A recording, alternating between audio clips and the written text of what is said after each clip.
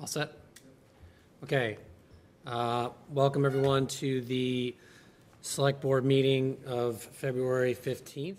Before we get started, please join me in a Pledge of Allegiance. I pledge allegiance to the flag of the United States of America and to the republic for which it stands, one nation, under God, indivisible, with liberty and justice for all.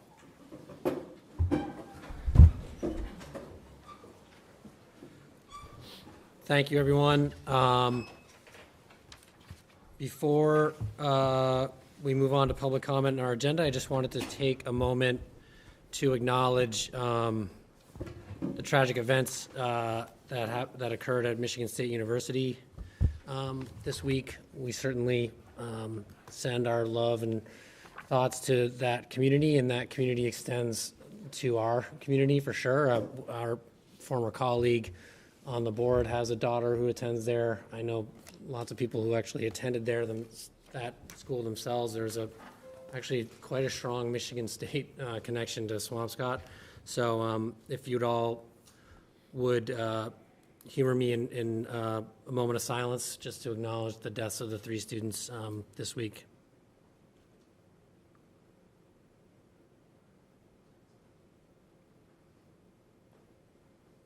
Thanks, everyone. All right, moving on to public comment. Public comment is an opportunity for members of the public to express their opinions on items on and not on our agenda. It's not intended to be a discussion or a debate or dialogue between or among the Select Board and residents. Additionally, we ask that residents share their names and addresses, and if known, their voting precinct. We will limit speaking to 3 minutes. You can raise new issues, identify community problems, and comment on past, present, or future board agendas. In absent extraordinary circumstances, the board will not respond or react to the issues raised. They should not be discussed or debated at that time, and we request that you speak respectfully and refrain from criticizing or disparaging individual committee members, town staff, or other resident groups or individuals, or making comments that contain political statements or include commentary, criticisms, or other statements about any town staff. If people have public comment either in the room, I'll also mention that this is our first meeting that we've switched to a Teams format virtually. So those who are joining us online, please bear with us if there are some technical glitches, as well as the people in the audience. If folks in the room have public comment, please raise your hand. If there are folks online, please raise your hand on Teams. You can also send public comment to my email at nduffy@swampscottma.gov. It looks to me like Deb Newman is raising her hand. So, virtually, and then we'll go, there's a public comment here too, but we'll go to Deb Newman first. Deb,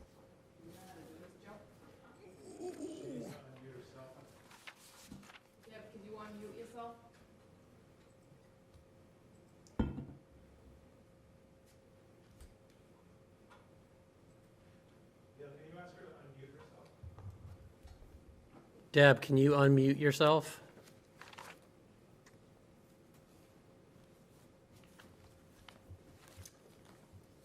Okay, while we're trying to figure out that, why don't we have an in-person hand raised. I think it's on. Is she in now? Of course.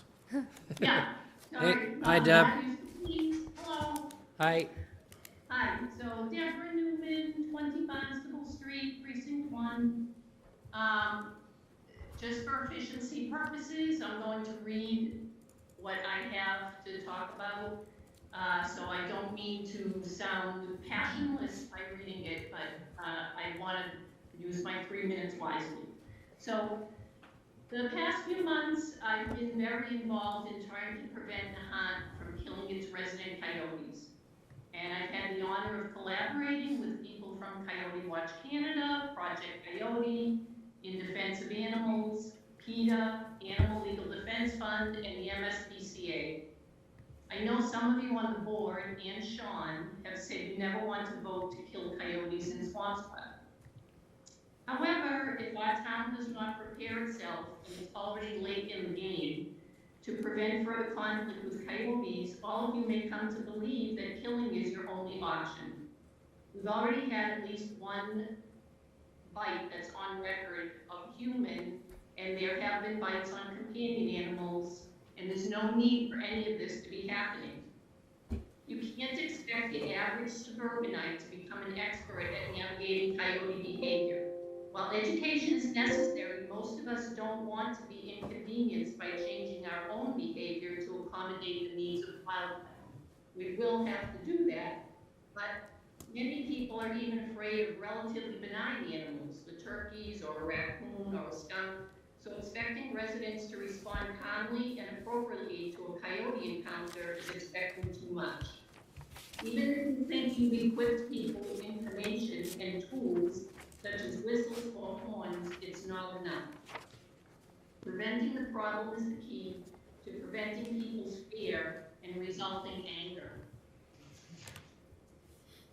If Nahant had invested in a coyote response plan, the town could have avoided the fear and hysteria and anger that led to people feeling they needed to exaggerate their stories of encounters with coyotes to get some help. The hysteria led to their town administrator desperately seeking advice from Mass Wildlife. I just want to say, I don't think we should be seeking our advice from Mass Wildlife. Every member of their board of directors is a hunter. Several of them believe that Massachusetts should bring back lead hole traps and other inhumane devices for killing mammals. Most of them want the hunting seasons extended. And I know this as a result of a public records request I made for documents and emails sent between people at Mass Wildlife and the Nahant's town administrator. So I'm not making it up. What Swampscott should do is allow an in-the-field expert to present us with methods that work to undo certain coyote activity and prevent any activity that humans find inappropriate. One ACO taking care of all of this can't manage it. There's too much involved. There's a lot to juggle. There's mapping the movements of the coyotes, discovering why they go where they go, removing attractants, regulating situations that cause problems, educating the public and specific individuals who may need to modify their own behavior in a big way, and enforcing the correct protocols to prevent incidents. And there's a lot more. This takes a task force composed of people who really know how to consistently implement the right methods. Because there's so much to understand, I would like you to be receptive to a 10-minute presentation at a future meeting. Chief QUESADA and Sean have already expressed interest in learning about a response team. I'd love to show all of you how it could make a huge difference, and I've even compiled a bylaw related to feeding wildlife. Thank you. Thank you, Deb. Okay. Yeah, please go to the mic. Hi, my name is Heather Gold, and I live on Forest Ave Extension near the construction of the new elementary school. And I've talked to some of our neighbors and just wanted to share a couple of things with you.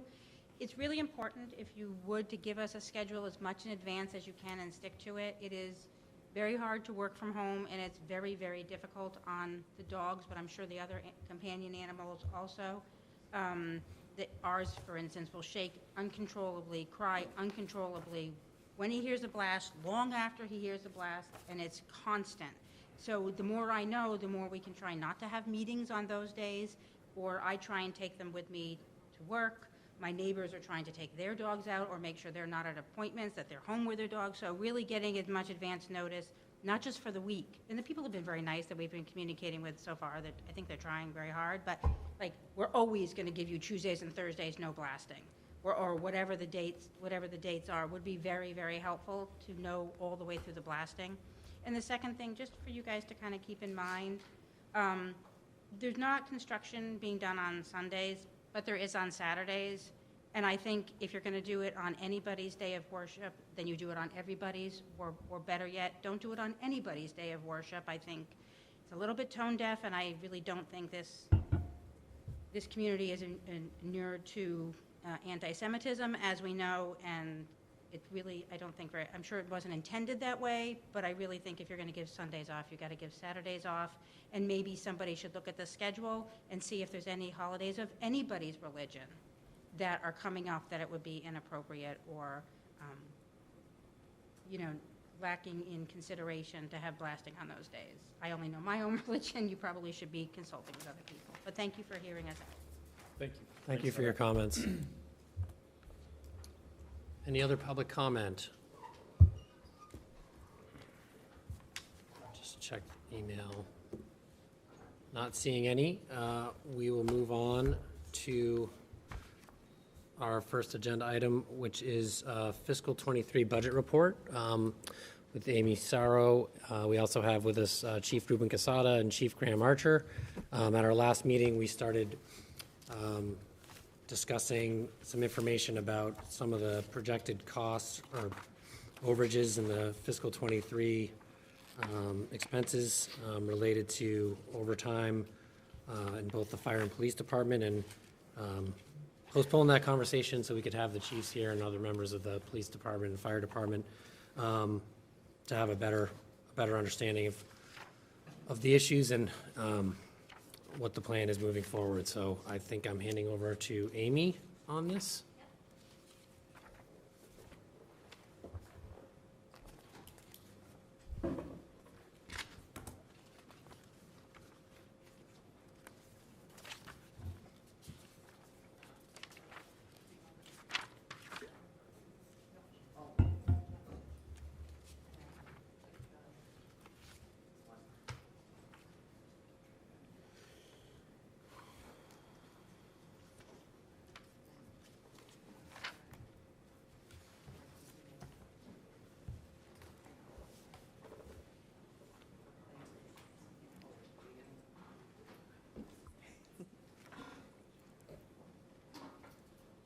Okay. Technology growing pains.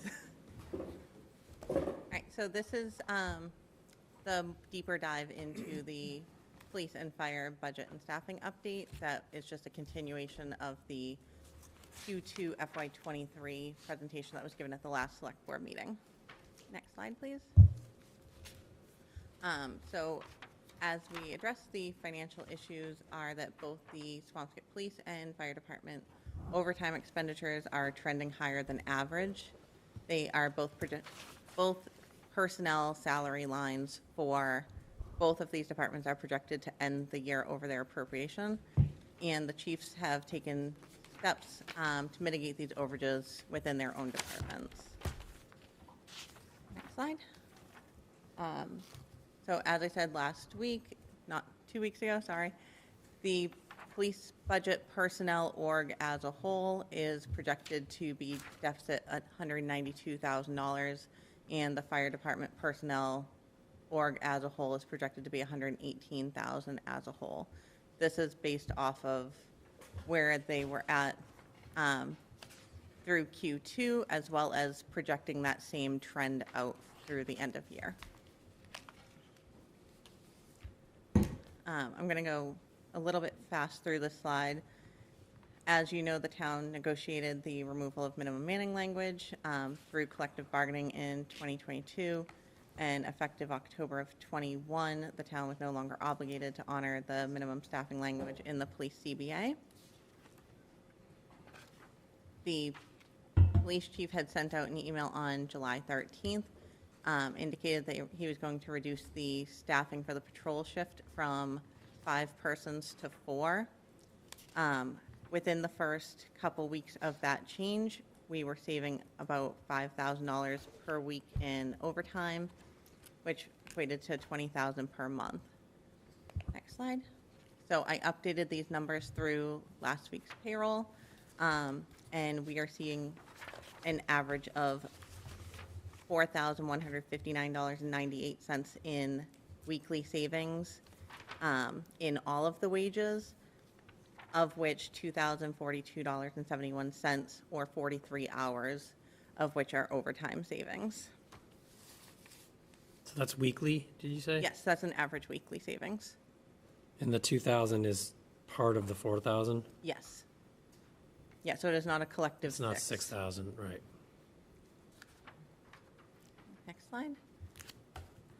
The fire department, the town had negotiated the changes to minimum manning with them through collective bargaining as well, and effective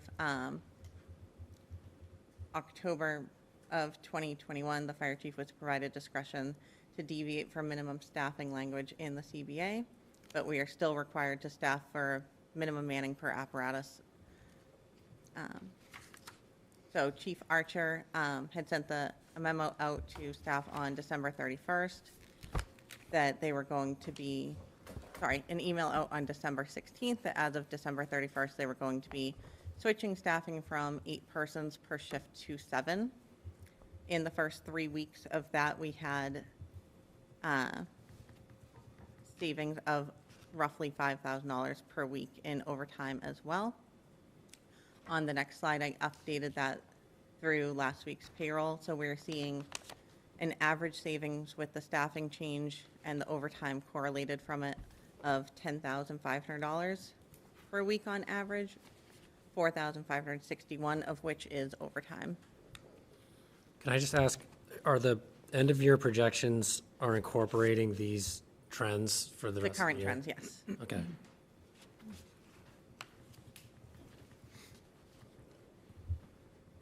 So the big thing that I looked into was what's driving the overtime expenses. Was it vacancies from retirements? Was it scheduled overtime, training, short-term or long-term sick, vacation comp, personal, or just regular vacancies? On the next slide, we have pie charts for each. So on the left, you have the police department. So overtime from accrued time off, the bulk of the overtime that's triggered by backfilling positions for people who are out is caused by vacation. And conversely, in the fire department, the bulk of it is due to long-term sicks. Amy, can you kind of get into some detail as to what backfilling entails? Yes, so in order to stick with that 4 patrol shift or the 7 in the fire department, they have to staff at that level to be able to safely operate as per the chiefs. So in the fire department, if one of those 7 people on a shift is out due to sick, vacation, personal day, they do have to call someone else in on an overtime shift to fill it. Likewise, if one of the 4 patrol people are out on a shift, they call someone else in on overtime to fill that. Okay, so so in the fire department, if there's a lieutenant that's out, you could have a firefighter EMT come in and replace the lieutenant? How does that? I'm going to defer to the chief on how Sure. he staffs it. Yeah, the first order of business would be to hire a lieutenant to backfill that shift. If they're unable to hire a lieutenant, they would then go to firefighter stuff. They would, the senior on-duty firefighter would fill it, and then they would hire a firefighter to backfill that person. Okay, and then that, in this hypothetical example, the lieutenant is, you would try to get the lieutenant, you try to get another lieutenant. If the other lieutenant is not available, you get a firefighter, and that firefighter EMT Sure. would be at a lieutenant's rate of pay? Sure, just to highlight the differences, there's a slight difference in the rank structure. So the senior person running a shift is a captain, unlike the police who only have one captain, who's a big boss. Our captains are medium bosses, so we have 4 of them running each shift. So when you're talking about a lieutenant, you're talking about the second person in charge of a shift. Yep. If a lieutenant's out, and we don't work down. Our ranks do not work a lower rank, but they can work up. So to answer your question, if a lieutenant's out, they will reach out to the remaining 3 lieutenants to backfill that shift. And if none of them are available, the senior firefighter on the shift would fill that role, and they'd hire a firefighter to backfill that person. Thank you. Sure. So can Chief QUESADA, can you just give us an example on the police side so we make sure we understand it, how it works on the police side? Sure. We're very similar in that if a lieutenant, per our CBA, if a lieutenant is off on day shift, I say he because we only have male lieutenants right now, he would be replaced by the administrative captain. We don't incur any overtime. The administrative captain does not do his job. He then becomes the OIC for the shift. So we will only replace on second and third shift, evenings and midnights, for that lieutenant position, per the contract, the union contract. Thanks. Amy, what is this timeline Which timeline? on these, on this report? This report just came here. We didn't get a chance to see this. I'm just wondering, is this for the full year? 23? Like what's the timeline on this report? The staffing trend one, like the orange and blue ones that you see, that's just the actuals up through last week's payroll. Starting at the beginning of the year, July 1?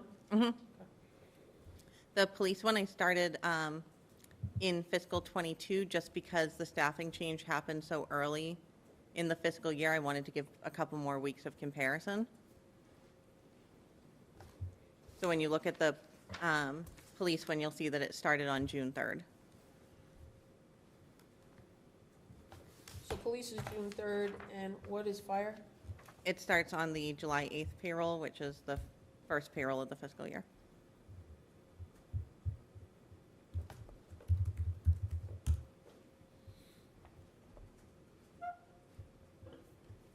It's pretty interesting to see the fire department. You have a lot of OT goes towards sick.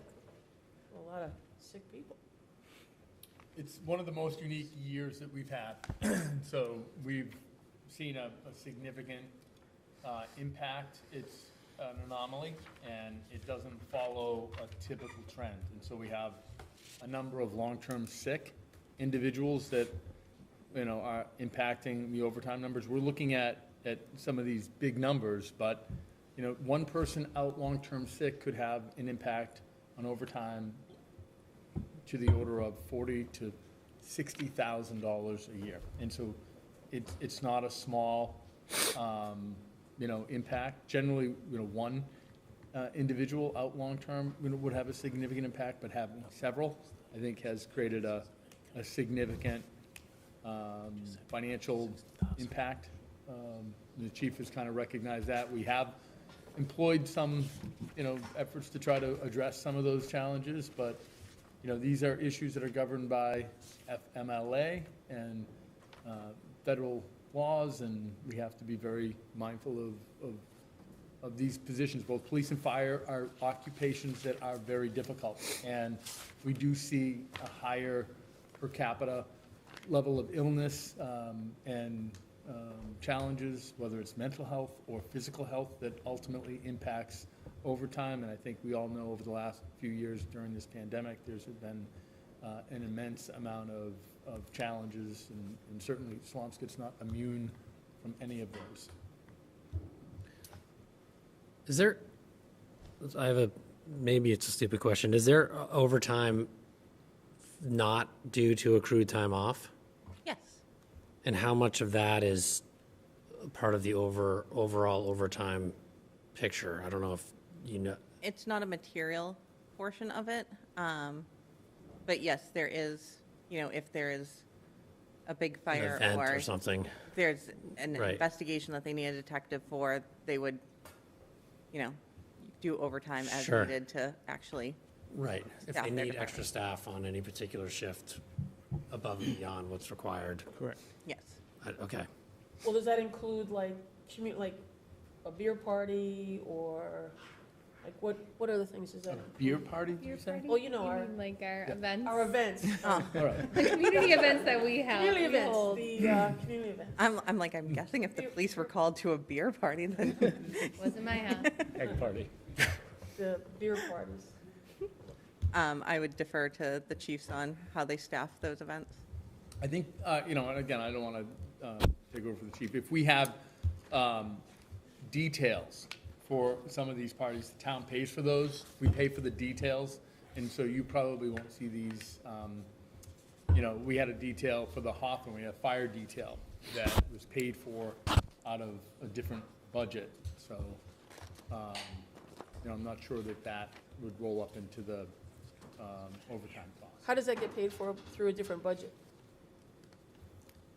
We So- charge it.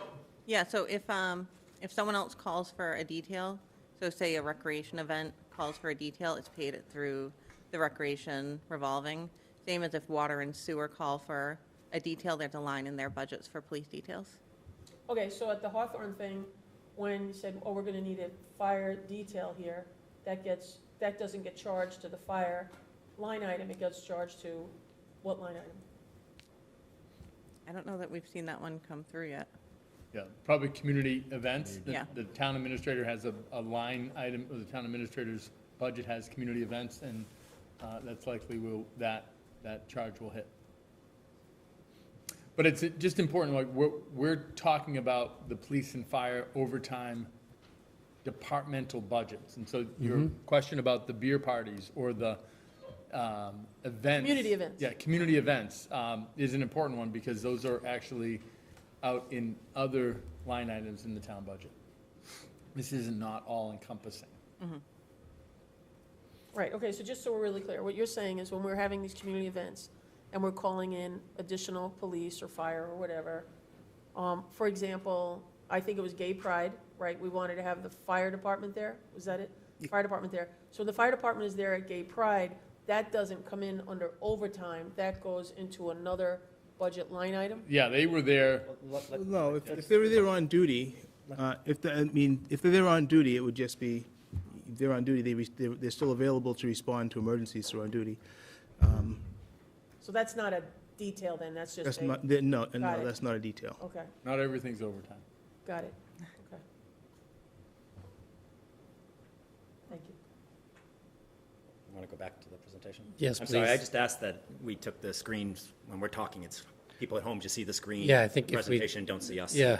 Maybe there's a way with Teams that we can actually keep the presentation up, but there's a sub-screen that shows who's talking, because. There's a presenter view where you can Yeah, I think subset in. that's great, because I think that allows people at home both to see the material and to just understand the dynamic in the room here.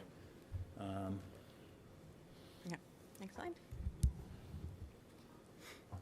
So this is just an overview of the overtime hours. The blue is the police and red is fire. This is for 2018-19 up through year-to-date 2023.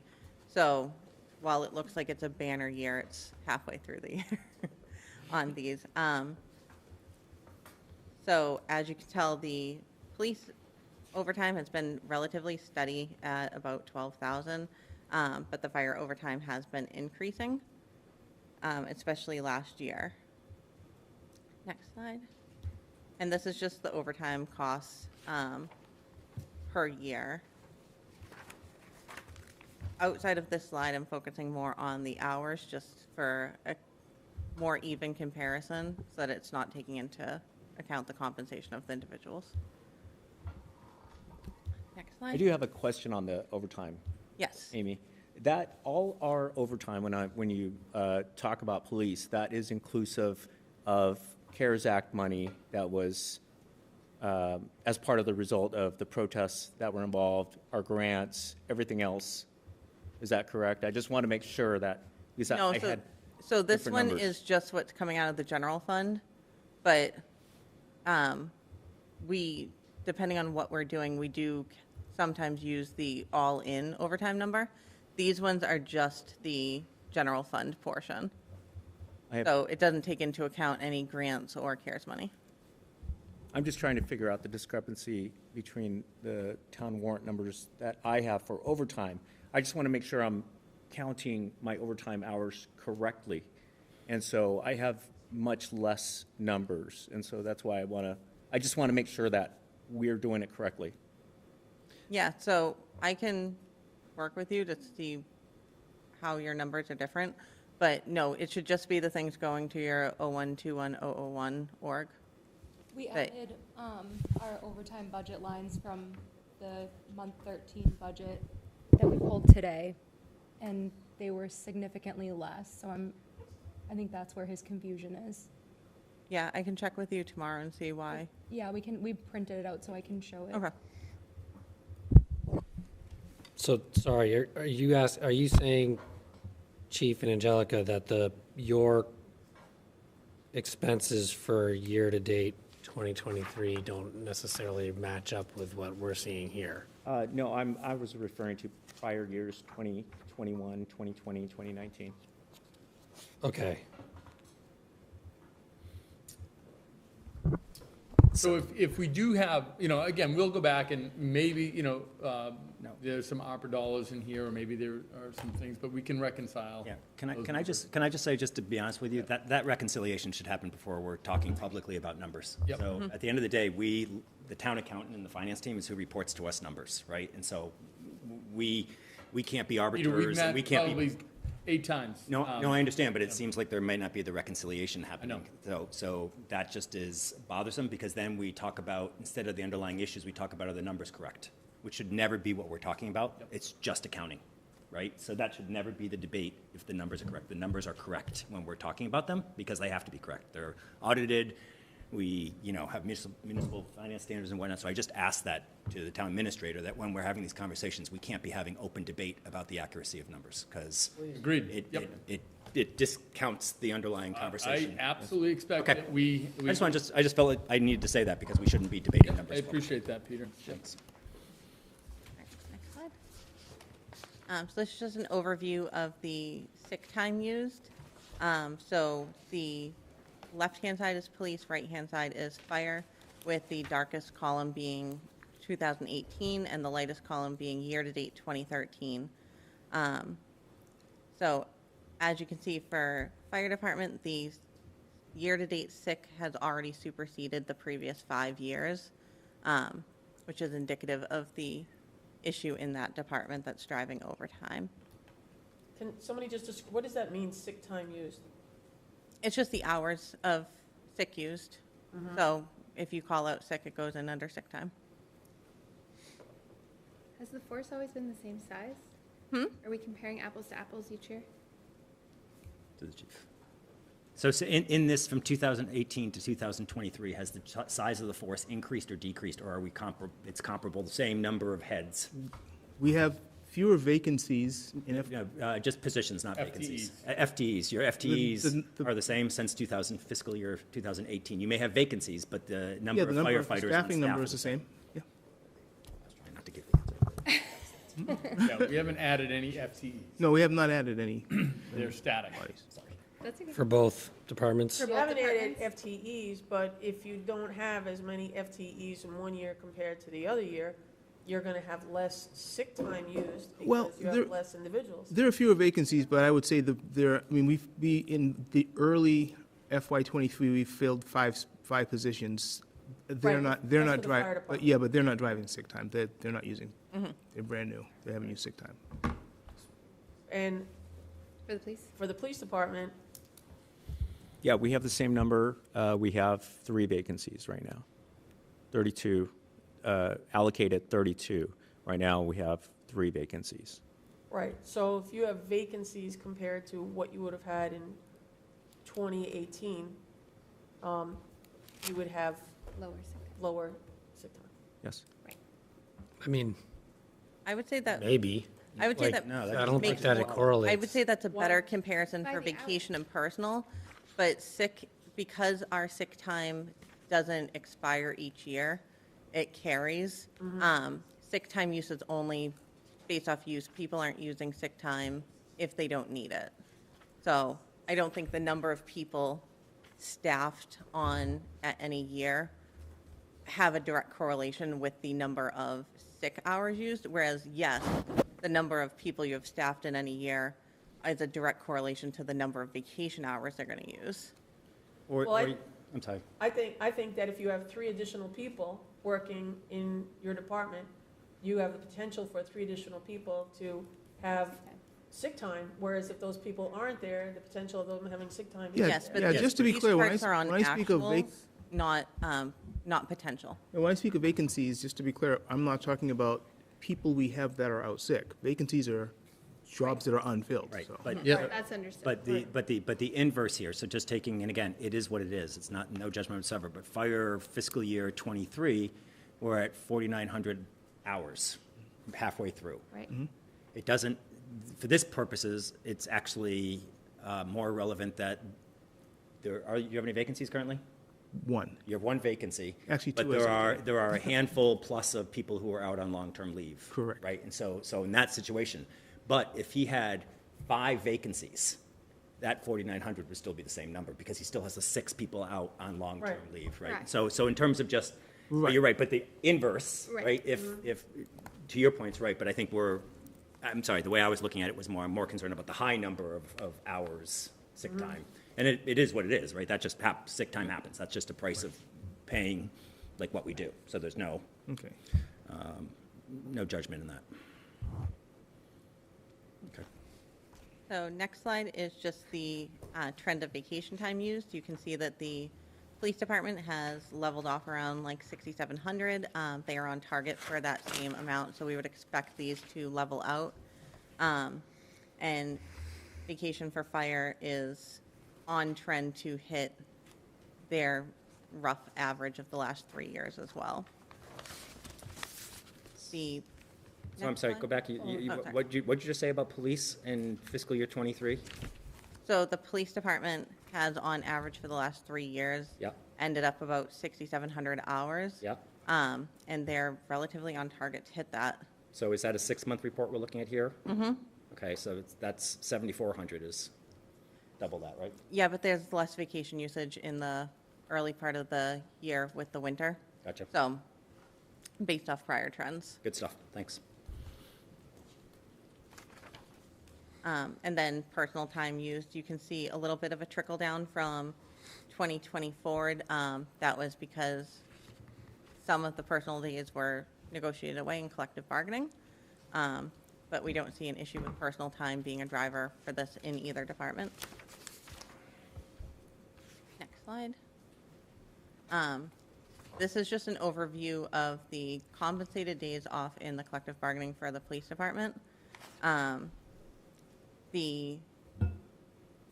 It's vacation, longevity days, personal days, float comp, sick bereavement. This is the maximum potential that any person can take off that they earn in 1 year. This is not indicative of what they have actually taken off. So Right. on average, the average person has 55 days that they can potentially take off as compensated days off in the year.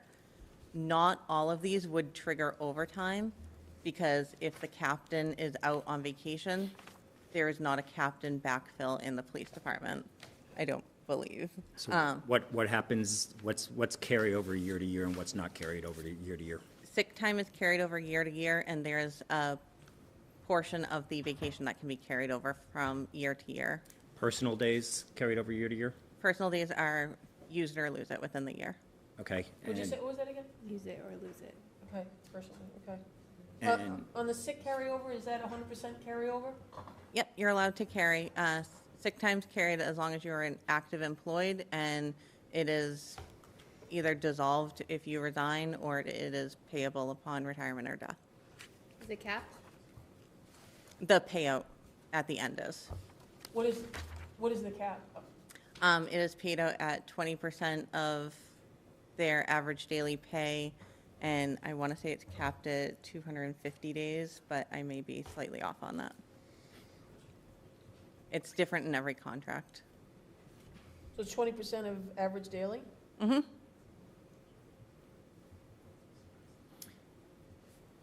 So I'm sorry, I appreciate that not all the days are used, but I just want to make sure I have the fact correct. The average paid time off in the police department, according to this chart, is 55 days? No, that's the average that they can take off, not the actual usage. No, I understand that. Oh. I understand it may not be used, but under the contract, if they wanted to, they could take, on average, 55 days off a year, paid, Yes. correct? Okay, that's all. I was just wanting to make sure I understood that.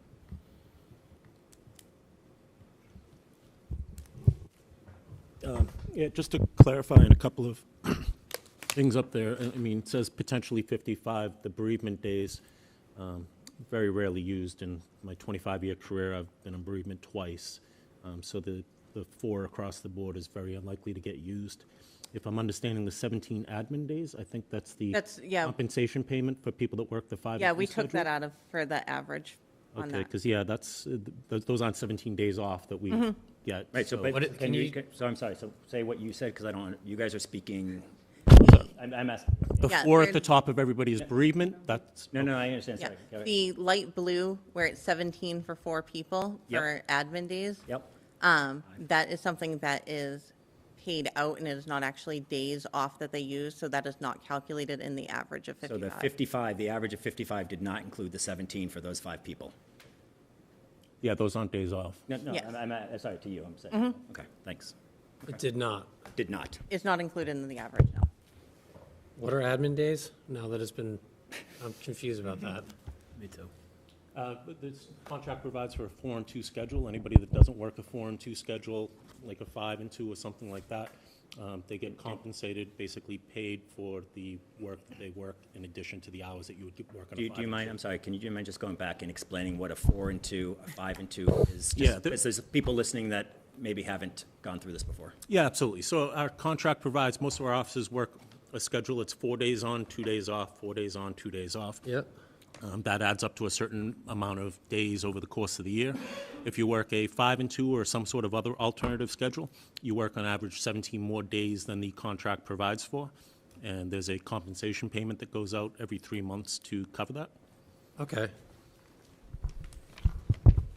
So it's not time off. The admin person technically works 17 more days than the contract patrol provides for. And they're Right, compensated. but my clarification point was it's not, that 17 days wasn't even included in the 55 average number, is what Amy's saying. Yes. So I'm just going to say this out loud because I think it's worth saying out loud. 55 days of paid time out on average is amazing. And there isn't anybody that wouldn't want that. That's 11 weeks, and if we took bereavement out, it's 10 weeks. They're average. I know no one that wouldn't want that. And I'm just saying that is, and I think as we just talk about overtime in the contract, and I think David started asking a question about how we backfill. Backfill isn't one-to-one, right? Our costs are not one-to-one, right? We're paying a person to be out. We're paying someone to be in. We're paying them overtime many times. And we're paying them potentially a stepped-up salary because they're filling a sergeant role when they're a patrolman or something of that nature. And so sometimes, I just, to flush that out, this is not natural to us, so we have to relearn it every time we talk about it. But that, I think, starts going to why the overtime can snowball. And I think, I'm just going to take the position, it starts from 55 PTO on average is an amazing number. And so it doesn't matter the rest. That alone is an amazing number, and that's going to cost us. I think it's important to say, look, these are among the most difficult jobs, and, having some time off really is important, but when we did a study of 12 different collective bargaining contracts a few years ago, we did recognize that time in Swampscott was a little higher than number of peer communities. And so I think the important thing that we have to just recognize is that we have a collective bargaining contract that has been negotiated over decades that include, I think, a fair amount of time. Some of that time does accrue pretty quickly in terms of vacation. Those 35 days off after 20 years, that's a lot of time. That's 7 days per week as opposed to 5. That's not really unusual when you look at police contracts, but it is,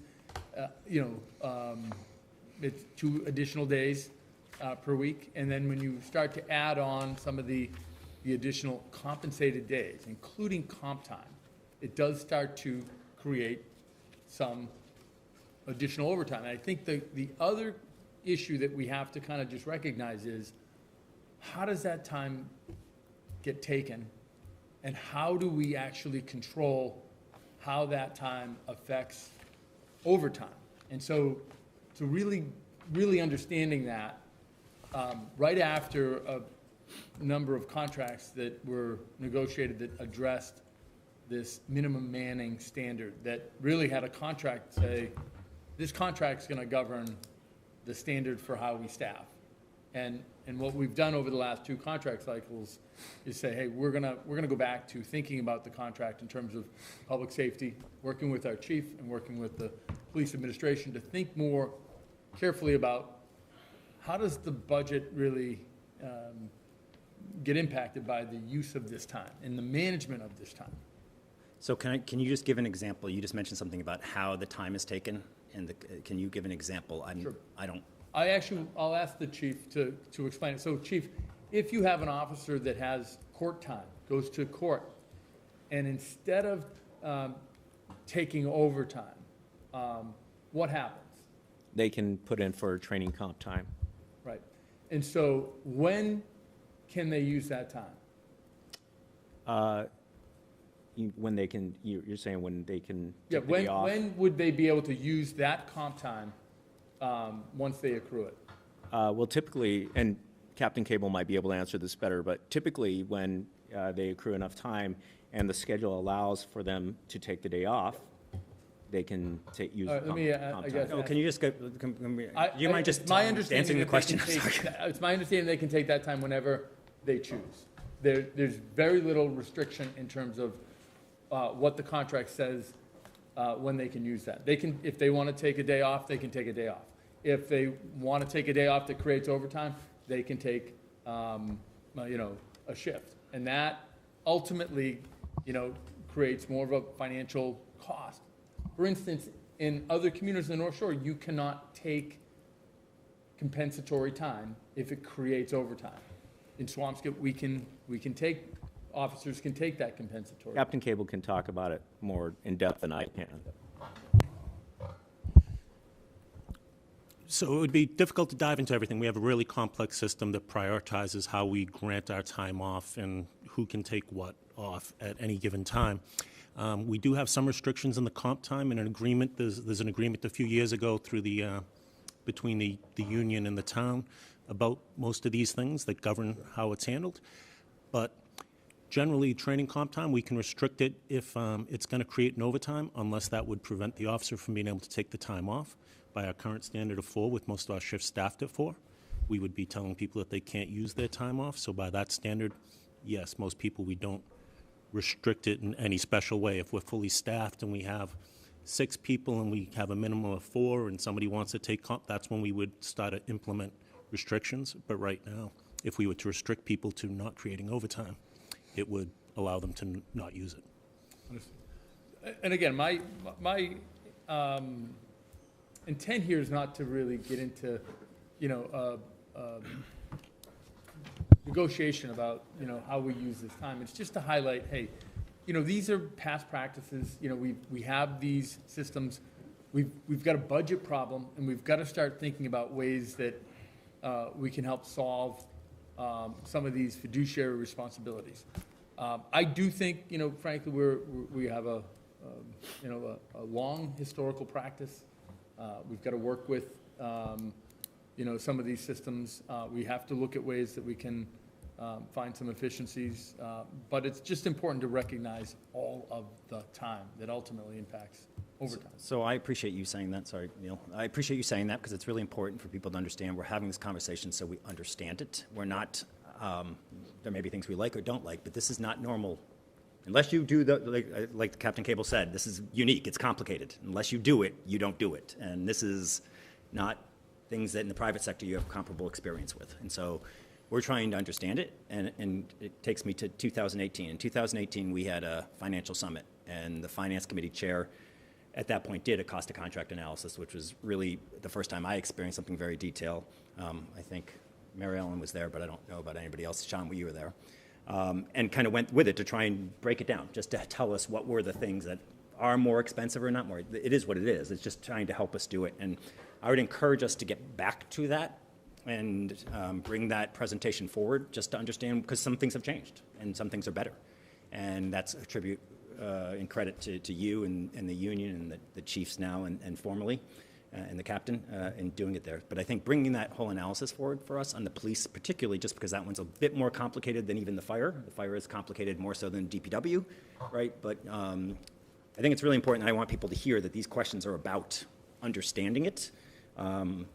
We'll have opinions, and I'll share an opinion. I don't like overtime.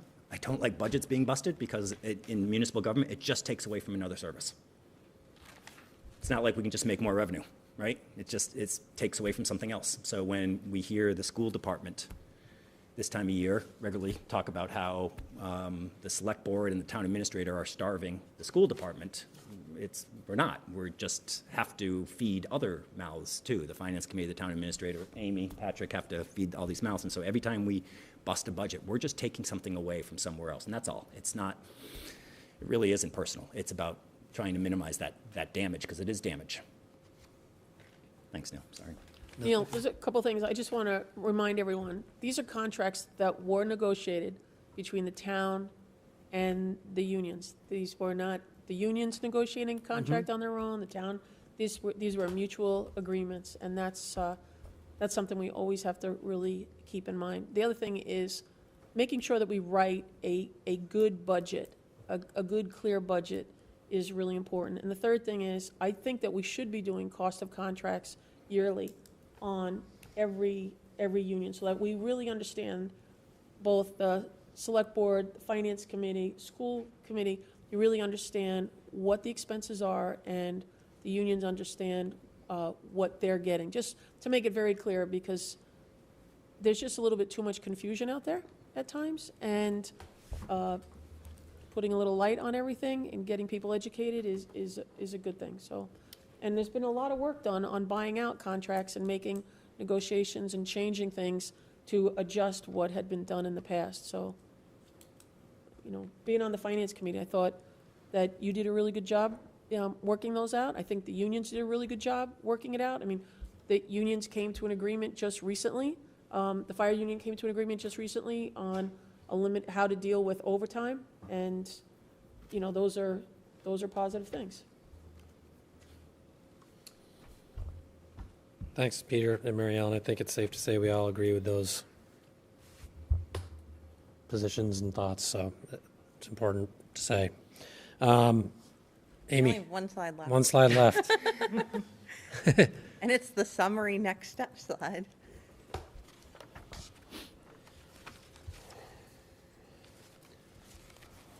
Just go down.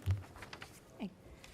So we are going to continue to work with the police and fire department and the chiefs to address the overtime challenges.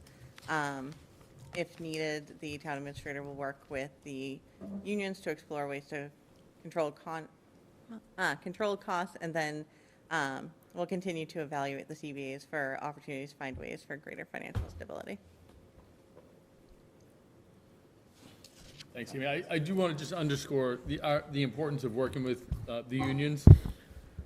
Mary Ellen, I appreciate your point about, these are contracts that the town has negotiated with the unions. They have had a seat at the table. oftentimes, you know, they have some of the best ideas about how we can be more efficient. They deal with the day-to-day responsibilities of providing public safety. And if there are data-driven ways for us to really look at staffing or other things, calls for service, things that really help us not only meet public safety responsibilities, but also staff in ways that really support a more efficient and more responsive public safety function. We ought to take advantage of those opportunities. I'd like to say something to Amy's point.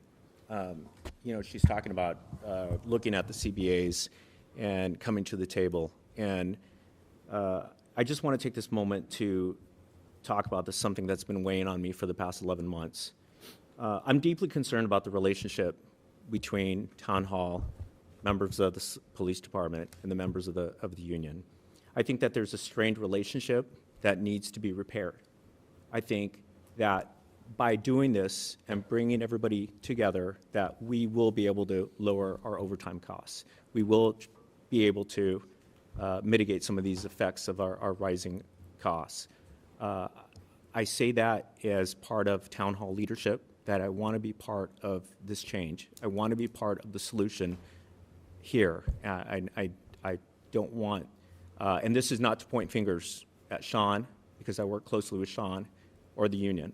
I just want us to come together and meet at the table and see how we can lower our costs. I think in the end, we all want the same for our community, and I think that that's important for all of us.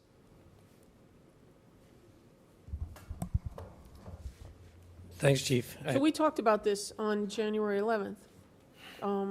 We had we were here, and a couple of us made comments about just having more communication and talking. So I am going to speak out here as a select board member. I don't have a problem sitting, and I would prefer an executive session talking with you, Sean, the union. I don't care who it is, but I don't like seeing I don't like seeing division or misunderstandings or, you know, negativity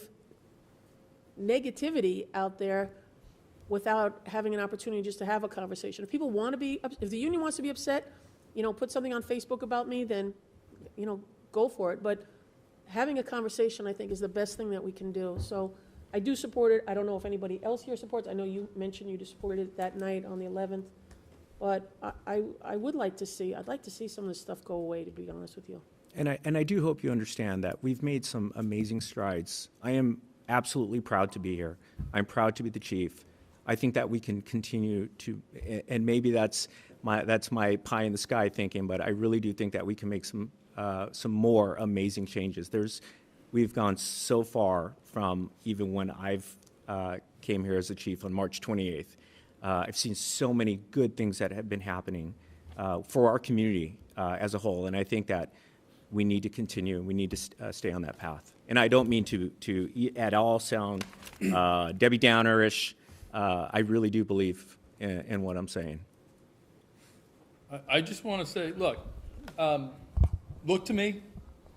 I've been an agent of change, and I have made it important to understand that we can't do everything without making a few really important changes. For me, it's all about balance. The issues that we have worked on over the last few years are the most difficult that any community will deal with in any city or town in our country. Trying to build a more inclusive, trying to be a more 21st century public safety function is complicated.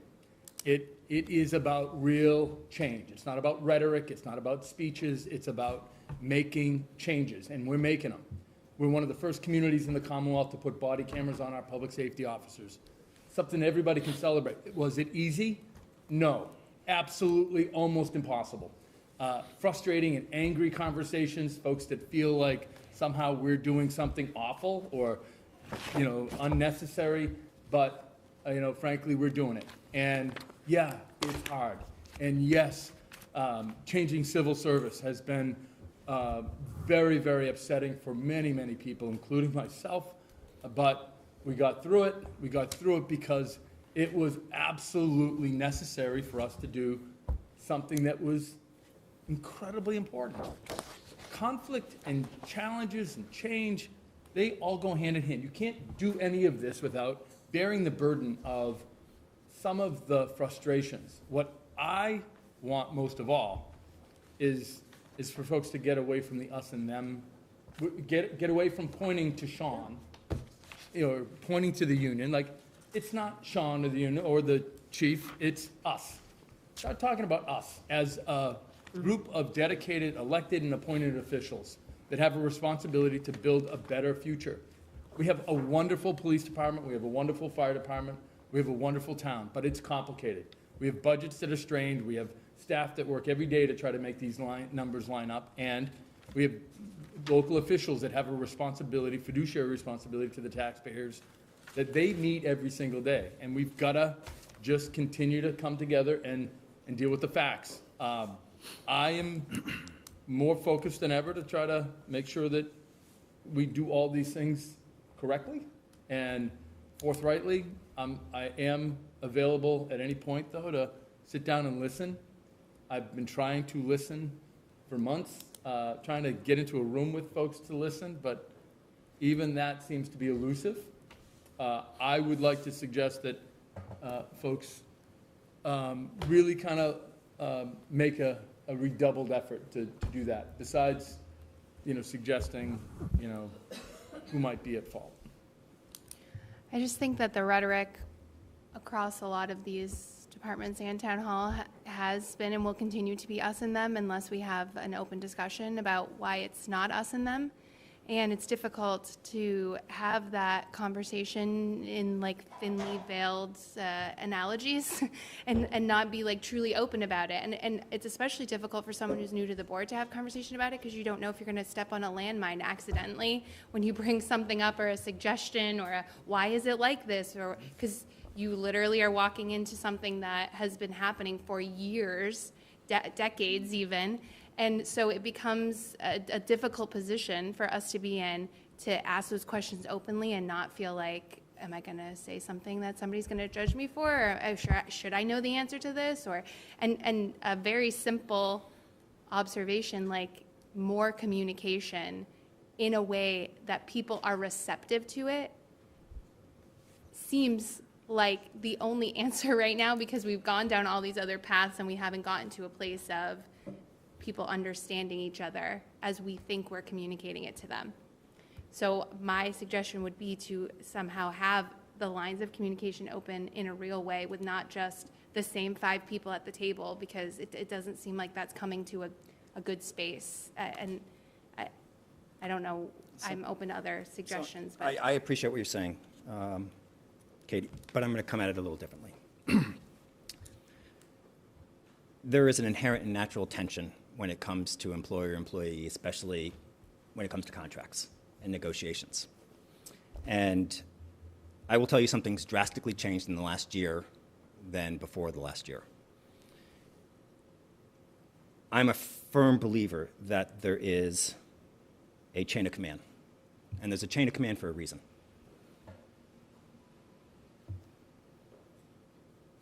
If everyone feels as though they can go around anyone, then no one is in the chain of command.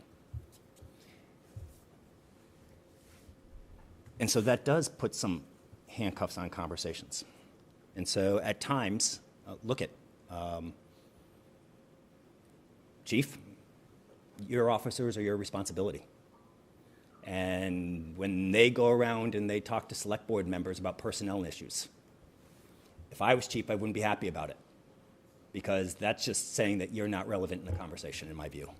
Here, if we go around Sean's back to you, Sean shouldn't be happy about it, because it's saying that he's not relevant in the conversation. We all have roles, and so at times it presents awkwardness. I probably more than anybody else lost more friends that are town employees, that don't talk to me, that actually have said incredibly ridiculous things to me. Okay. Maybe I could have handled things better at times. Maybe I could have communicated better, but I wasn't going to be the source of the solution. And if I was the source of the solution, it would only be temporary, because I'd be undermining the system. I would be solving it in that moment and not investing in the system to solve it. The system is the one that needs to solve it because that's actually what outlasts our 3-year terms, our whimsical little periods of time here. The system needs to work, and in the last year, the system hasn't been working. And I'll be honest, and to my colleagues here, I've said it before. Employees feel like they can talk to one or more select board members here, and it's not okay. And we contribute to it when we say, oh, well, I'm going to talk to whoever wants to talk to me. That's fine and well, but that conversation has to include, but you need to go through the chief. You need to go through the town administrator. You need to go through the fire chief, the rec director, or the DPW director. That has to be part of the conversation. Sean is charged with negotiating the contract. Chief, you are charged with advocating for your force and what you need and being accountable. This chief too, both chiefs, sorry. You just happen to be in my line of sight.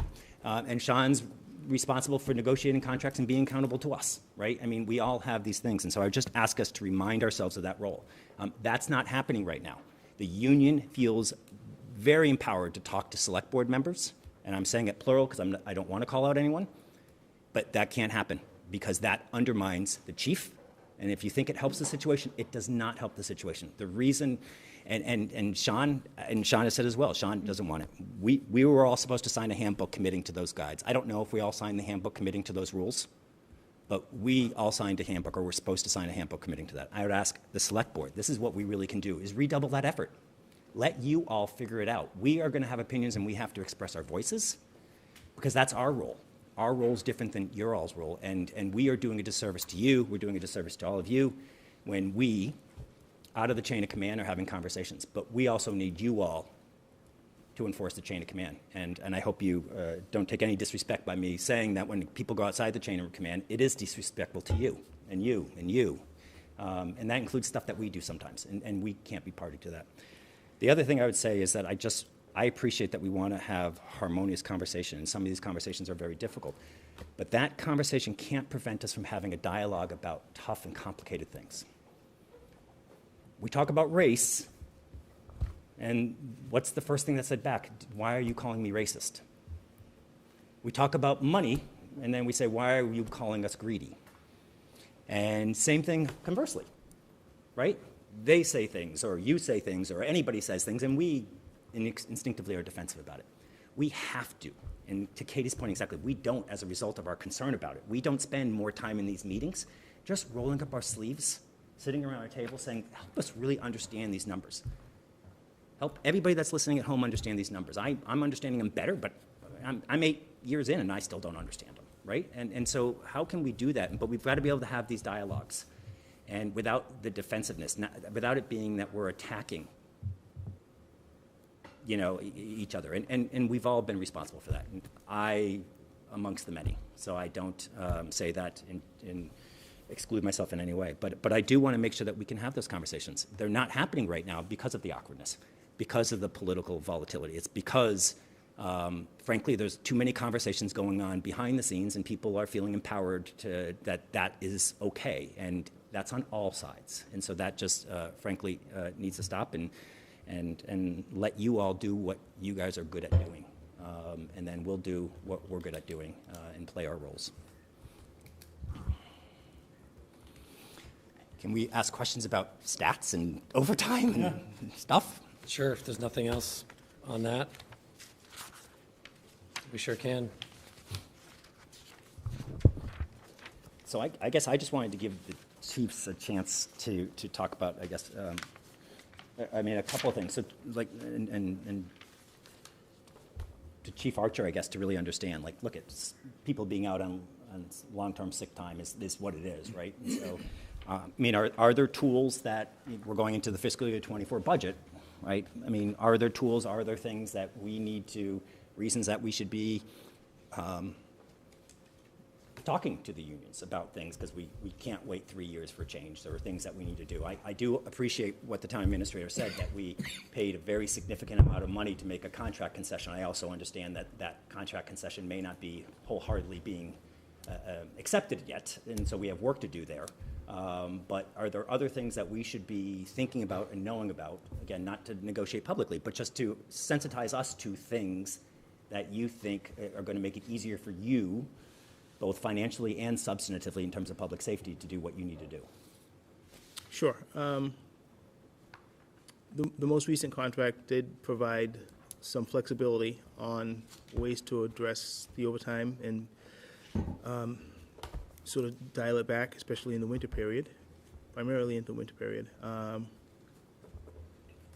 answer your question, yes, I think there should be, without getting into, complex contract negotiations, I think we might need to look at some adjustments when we go back to the table for our next CBA on some, because they're right now there are very limited tools that we have to address long-term sick leave.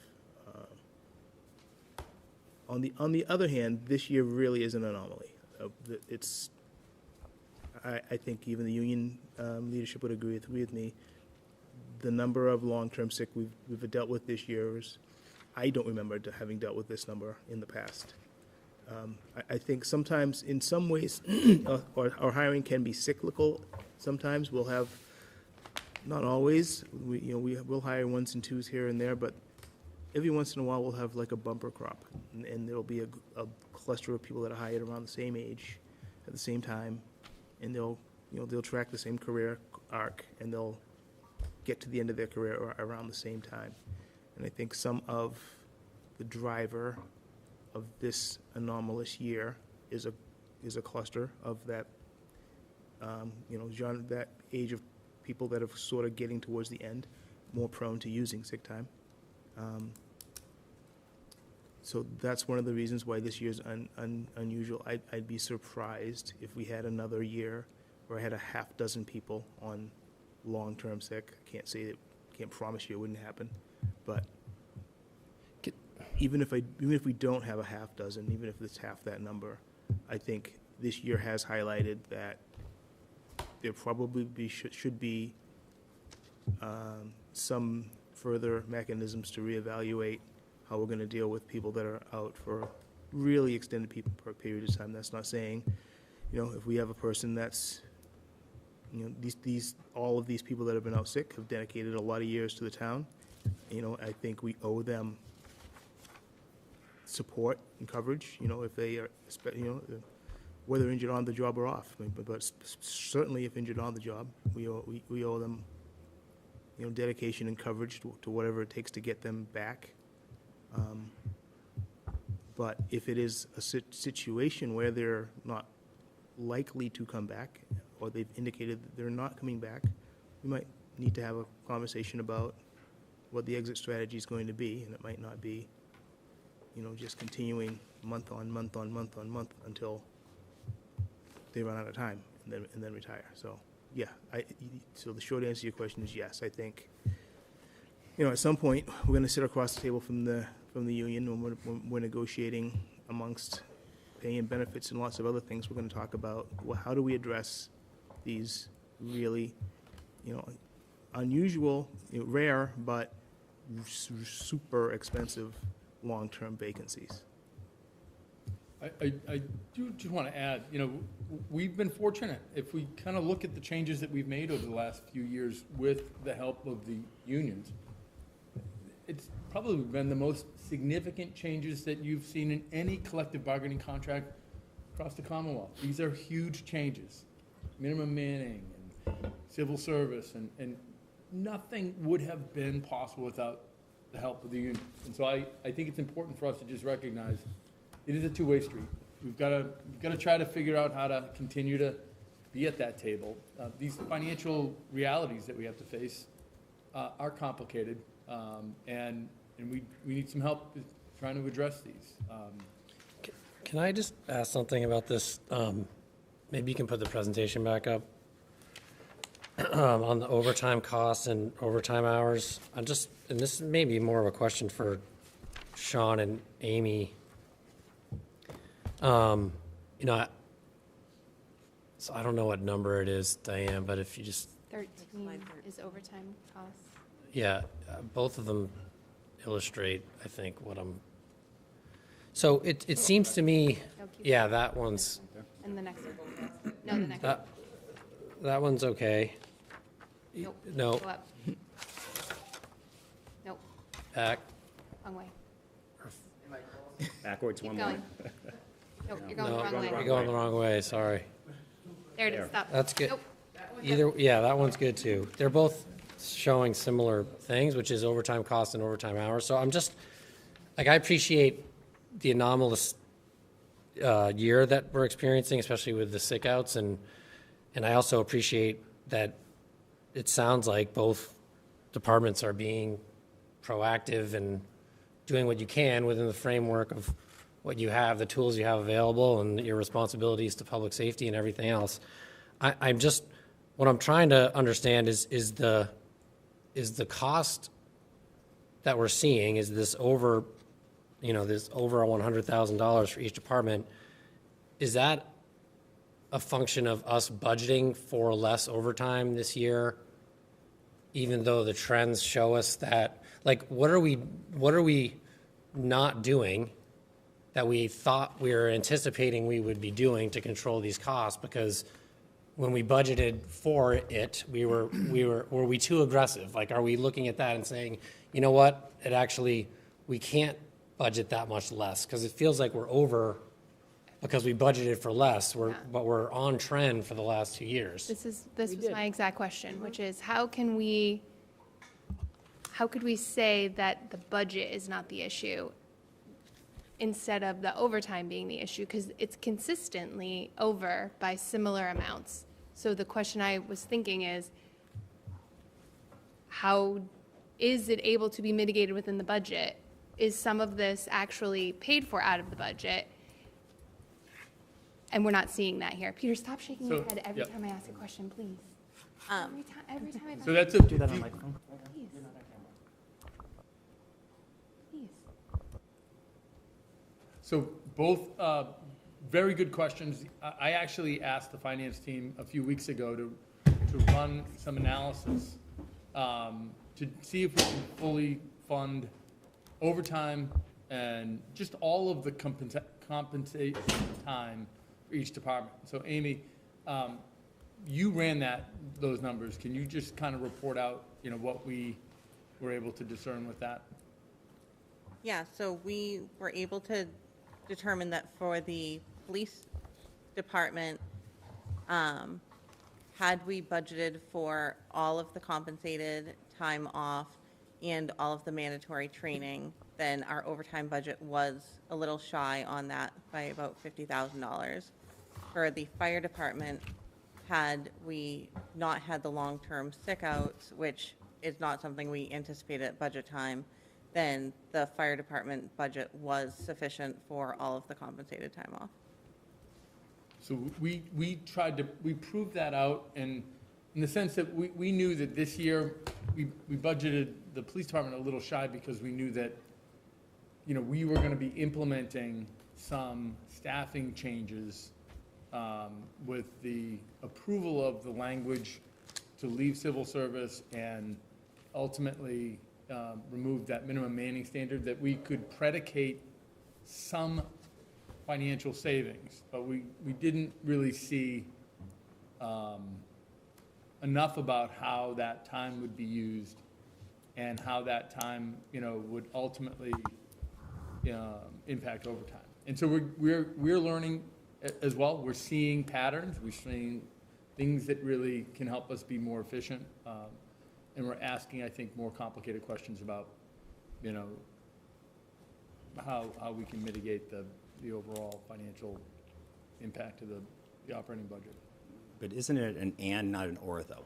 Because, again, I just want to go back, and I'll forward it to those that don't have it. The cost of contract presentation from 2018 just identified areas where our systems are generous. And so it's, again, it is what it is. And to Mary Ellen's point, there's generations before professional town government, even once we had professional town government, that negotiated contracts that were agreed to, right? But that doesn't mean that they're sustainable, especially if we're trying to stabilize tax growth and limit tax growth. That we have to address some of those things, because we can't keep on growing even year over year at what the contracts say without having some contracts cost exponentially more than other contracts. And therefore, again, it's just the dollar is taken from somewhere else. And so I think it's an or. You need to budget properly, right, to make sure we do that. But at the same time, you need to keep doing what you've been doing, which is saying, what are the mechanisms that are just not sustainable? And how do we keep doing it while making sure we maintain public safety where public safety should be maintained? And the truth is, there are just departments that, and the school department's one of those departments. So we're talking public safety tonight, but the school department's one. That just the inherent expense is both unpredictable and the mandates pushed down on the town are significant, so it always outpaces revenue, right? It will always outpace revenue, and so we keep asking the school department, what more can you do, what more can you do, and they've really been working hard on that, but the reality is that's always going to outpace. And same thing with public safety contracts. Our town's not unique, it's just, where are we an outlier? Let's examine that, and where can we do things better? I think so. I think it's an and on that, but I do appreciate the question. Like, we do need to make sure we're budgeting to not create problems, right? Not that we did, but we got to just make sure that we're. Yeah, I agree. I think, frankly, we have a budget that's been predicated on a financial policy that was approved by the Select Board Finance Committee and School Committee a few years ago, endorsed and supported by town staff as well, because we were trying to build up financial reserves. We were trying to help the town get into a financial position to get our bond rating sustained, to do a lot of macro financing. Now, many of the department heads don't worry about all of these macro fiduciary responsibilities. They worry about their budget, and I don't expect them to kind of always appreciate all these complexities, but Swampscott has done an absolute fantastic job dealing with these macro financial responsibilities. If you look at other communities, with Proposition 2.5 overrides and other challenges just for operating budgets, they're all facing financial challenges. We're trying to stabilize the impact. Yeah, I've presented budgets. Every budget I've presented over the last 6 years has had less in it than any of the department heads would really have wanted. And it's a frustrating part of our financial discipline that we're trying to be more efficient. And that's going to continue to be part of our reality. But it's driving some really important changes, and it's certainly creating a lot of interesting conversations with the Finance Committee. And Can I ask, Amy, can you just tell me, these are your year-to-dates on the 2018, 2019? These are all year-to-dates that I'm looking at in front of me? Mm-hmm. Full years. Full years. And what is the, what's the budget going to be for both police and fire? What'd you say the end number was? What they're For overtime? projected to end at? For overtime? So what they're projected to end at is for the entirety of their personnel budget, because we only go based off the legal line. Because if there's savings and vacancies or overages and other staffing lines. So is there legal, so did you budget 452 for their overtime on police? I can pull up what's budgeted. Yeah, at least we got to get a couple. You want to talk about that? What we were just talking about? We have Projections. 365, 17,000, 6,000, 18,000, and 82,000. So yeah, we budgeted more than 465. Do you know what the number is? Yeah, let me.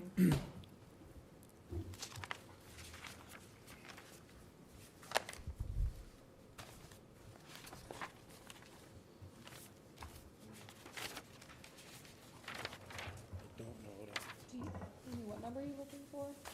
The total overtime. 365 for this year. No, that's just one line of the overtime. There's we 5 broke the overtime lines. out into court time and all sorts of other Five Like- different sections. categories. Most of those training and court times are non-discretionary to us, so they're stuff that we are unable to impact. If we're summoned to court, we go to court. If we have mandated training, we go to training. So people would probably assume that there's some flexibility in there, like this Yeah, broken so out, but those There's lines are not. 490,000 amongst all 5 of the overtime lines in police. So the 2023 budget, they have 490. 490 is their budget. And the year before, they spent almost 910. And the year before that, they spent almost 906. And the year before that, it was 652. So that's a significant lower number. And on the fire, I don't even want to address fire, but I think that, I think better budgeting is needed to really look at what's actually going on and what the needs Better are. or more? More, Yeah. more. Again, I'm just gonna go back, like, I don't think we're not gonna be able to make the financial policy work if we simply say more. You know, I can't tell you how many times I've had a conversation with department heads where they absolutely want more staff, they want more, and. No, we're talking safety here. We're just talking safety, and I'm we talking know, safety all the and time. there's, Yep. I don't want to see 2 police officers driving around protecting Swampscott. I want to hear that, I want to make sure. Anybody suggested we'd have Good. police officers. That's. I know that there's specific mandates for the fire department, that the fire department has to have a certain amount of individuals on each apparatus, so you don't have Four on the really pump or 3 on the left. any flexibility in there, except for in the winter, and that only has to do with, in the event your overtime budget is being blown up, then you present a analysis, and then, you go from there. So, and then there's also the issue of training. And now that we have post involved, I'm just wondering, how does the training overtime affect this budget? And was that considered last year when you were doing the numbers? So those are things that I want to know. It just seems like. I can answer the second one. In the transition from last year to this year, the budget this year was based off of last year's number, and that was still at the end of the pandemic. Most of our training was conducted online. They hadn't gone back to in-person. Okay. So, for instance, our in-service was a 2-day online, which is mandated by the state, has become a 4-day in-person plus medical, which makes it a fifth day. So we're already, our training line in our budget was at $88,000, and we project out our mandatory training that we have no discretion in is closer to about $130,000. So just the training line alone came into the year. I think based off projections, it was worked off of last year's numbers, which was reasonable, but the world changed. And so we started off the year about 30%, I think, under what we would need just to meet our legal obligations. Were you involved in the budget last year? No. No. So you weren't involved in the budget. Who did the budget last year then, from the police department? I think mostly you and Chief Kurz? Yep, and a little bit with Angelica. Yeah, I was in a meeting or two, but. Can I just say something? I just want to ask some questions. Did I miss some point tonight that you said that you have to reduce your staffing to 2 members per shift, Chief QUESADA? I never. So you didn't. Has that actually been a dialogue that you've had with the town administrator that you need to reduce staffing? Okay. All right. Then I think even in hypotheticals, we haven't once talked about staffing levels. The town administrator has not once tonight talked about staffing levels. So for any board member to say, well, I don't want to see it going down to 2, we all agree. Good. We all don't want to. Good, I'm But, glad. and again, for your, If we how many run years- out of money in a budget, But we can't that's run going to out be a of money. concern. Your Well, years in the finance committee tell you that you know that we cannot, under state law, we'll never run out of money because we can't not fund our liabilities. It just means that we have to go to town meeting and do one of 2 things. Reallocate from other line items and take away from other programs, or ask town meeting for more taxes. So to just profess a question which implies that we are even contemplating reducing public safety is a misnomer, and I think just unfortunate, because that is not the conversation. I have not sat in a single meeting with the town administrator, police chief, or the fire chief, and you've talked to more of them, so maybe you've heard it, where I've heard a single person tell me that we don't have sufficient public safety, that our residents are at risk. I think what we're talking about here is budget, and if Sean hadn't budgeted and Amy hadn't budgeted the way, we wouldn't be here tonight talking about it before our fiscal year 24 budget comes, about how, if we just keep increasing year over year, it's not sustainable. And so the fact is, this budgeting technique is what creates this conversation tonight, which is awesome. We're actually having a conversation before the fiscal year 24 budget comes out about public safety. We've never had it. We've never had it. And so this is not actually about what actual dollars are going there. Your men and women are being paid, your shifts are being filled, your men and women are being paid, your shifts are being filled.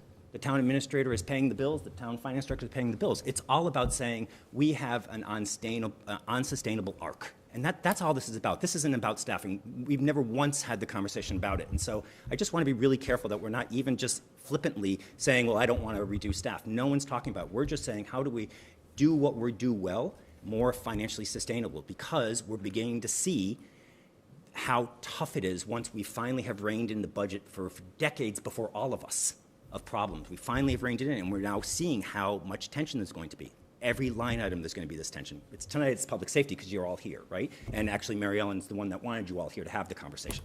So it's good. We're having the conversation. Welcome. To do it. And so, so I don't want it to feel like we're picking on you. A select board member asked to have you here for this conversation tonight, and so it's great that you're here. But we could be talking about DPW. We could be talking about school department. As a matter of fact, the school department wants to talk to Sean and all of us as well. So we have the same conversation.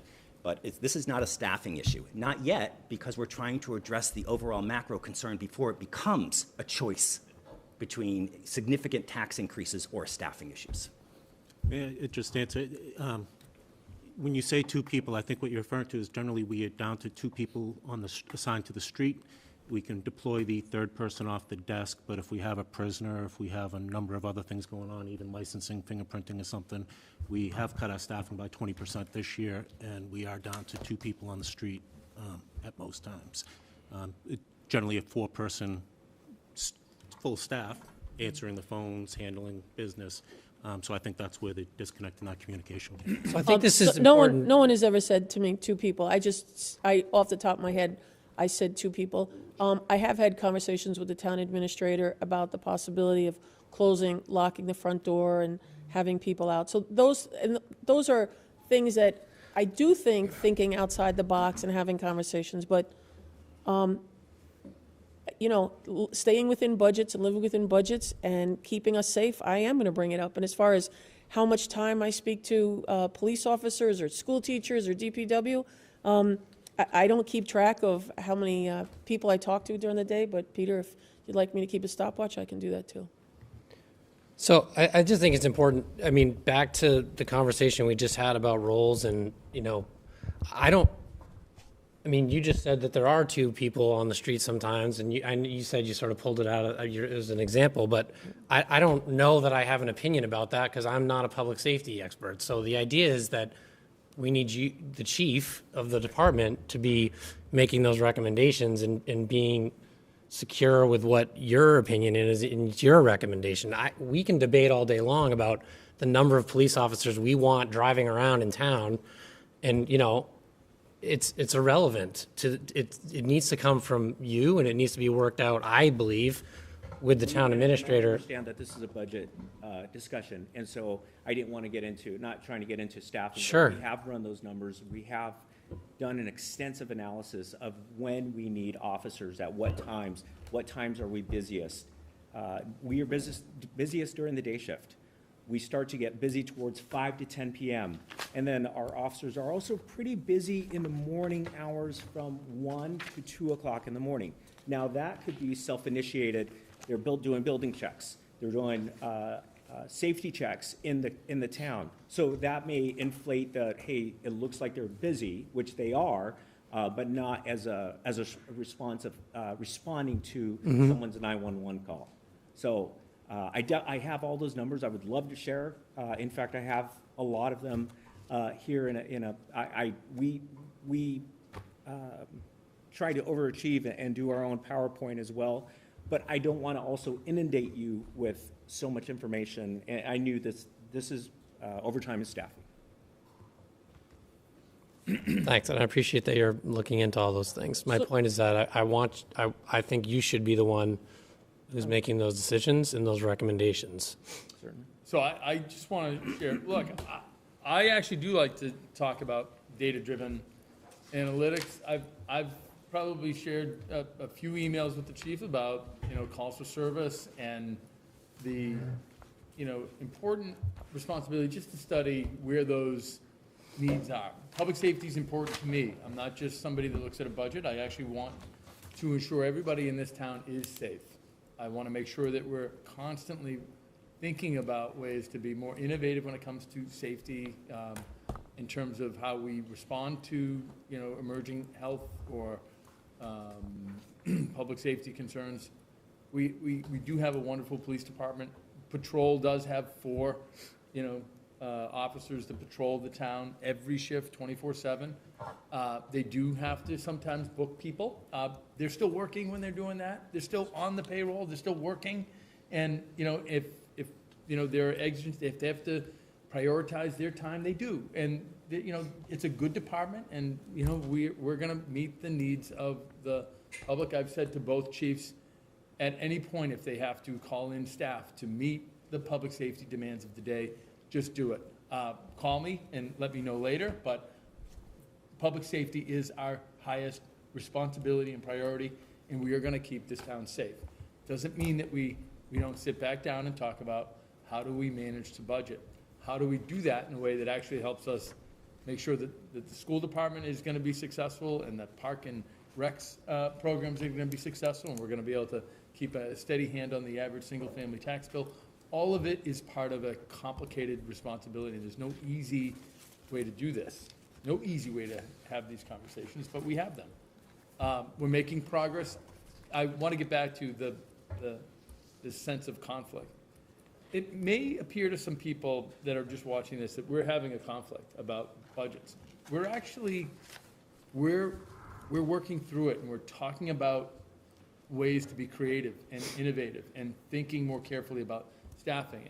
And I do think we can get better at how we have these conversations. I want to get back to, the teamwork. We have worked really well as a town in solving complicated Gordian knot problems. Like, how do we meet broader responsibilities in a financially sustainable way? I think we're on the path. I think we have more complicated conversations to have, but we're fortunate. Both chiefs have taken action over the last 6 months that have never been taken before in an effort to manage their fiduciary responsibilities. These are big changes and big challenges. They've had to work with their unions. They've heard some pretty frustrating conversations from members of the union, because financially these are significant impacts, and we've got to be mindful that change isn't easy. Change is never ever easy when it matters most. Any other questions on this presentation? If not, we can move on to the fiscal '24. I do want to know when these departments will have full staffing. Because I question whether or not, if you're short people, so when a firefighter is hired, they can automatically go and start working at the fire department, correct? Yes. Yes.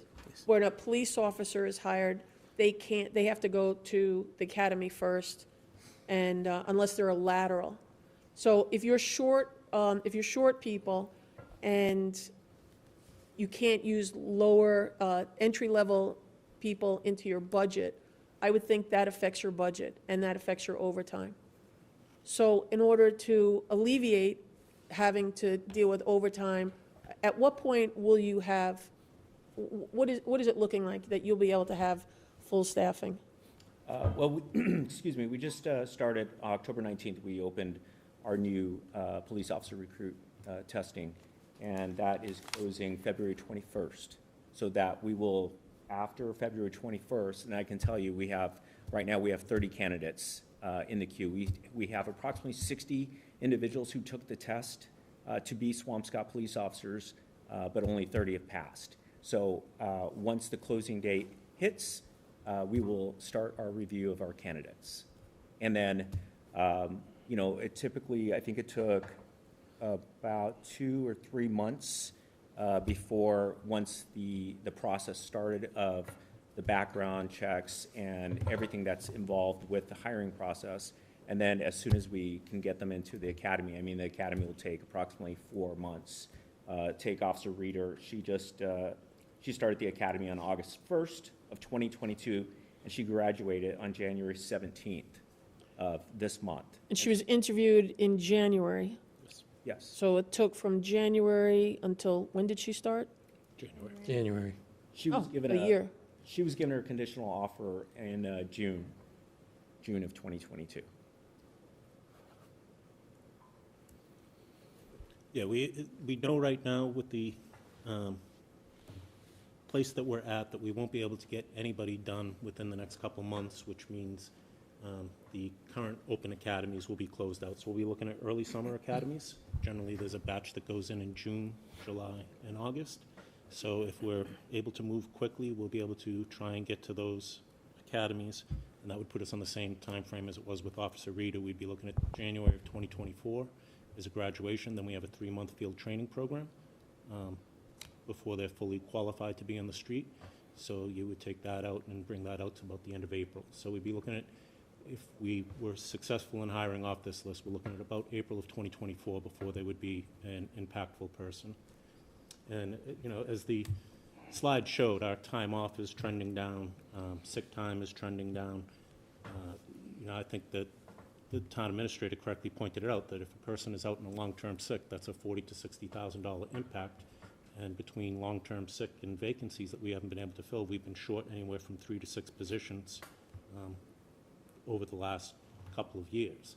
Right now, we say we're down 3 people, but we're counting Officer Reader as a person who is not impacting overtime. We're counting somebody that's in the academy that we would be projecting 7, 8 months before they can possibly impact us. So when you talked about the budget, I think that budget assumed full staffing, and I think that that's where we've run into trouble. Haven't gone through all the numbers with the chief, and that's a problem that's going to persist. It's going to persist until mid-2024. And Unless it's a lateral. A lateral can, a lateral can, since we're out of civil service, we're no longer available to the civil service lateral system. So we basically, and nobody, frankly, transfers out of civil service. So we're in the limited pool of departments that are outside of civil service and people that basically want to apply to us and go through the process. I can tell you, though, we do have some laterals in the queue of those 30 individuals. okay. We're hoping. I just want to make a point that, there are very few years we're not going to have a vacancy. And oftentimes we have several. It just happens. And so we oftentimes kind of think, well, we have a couple of vacancies. That must be a huge anomaly. But from my perspective, it's not. What really is important for us to understand is that we have had over the last 2 years nationally a incredible decline in the number of individuals that actually want to apply to be a police officer. It's not like the fire department. And we've had early retirements. We just had an officer that retired 10 years earlier than they were required to, roughly.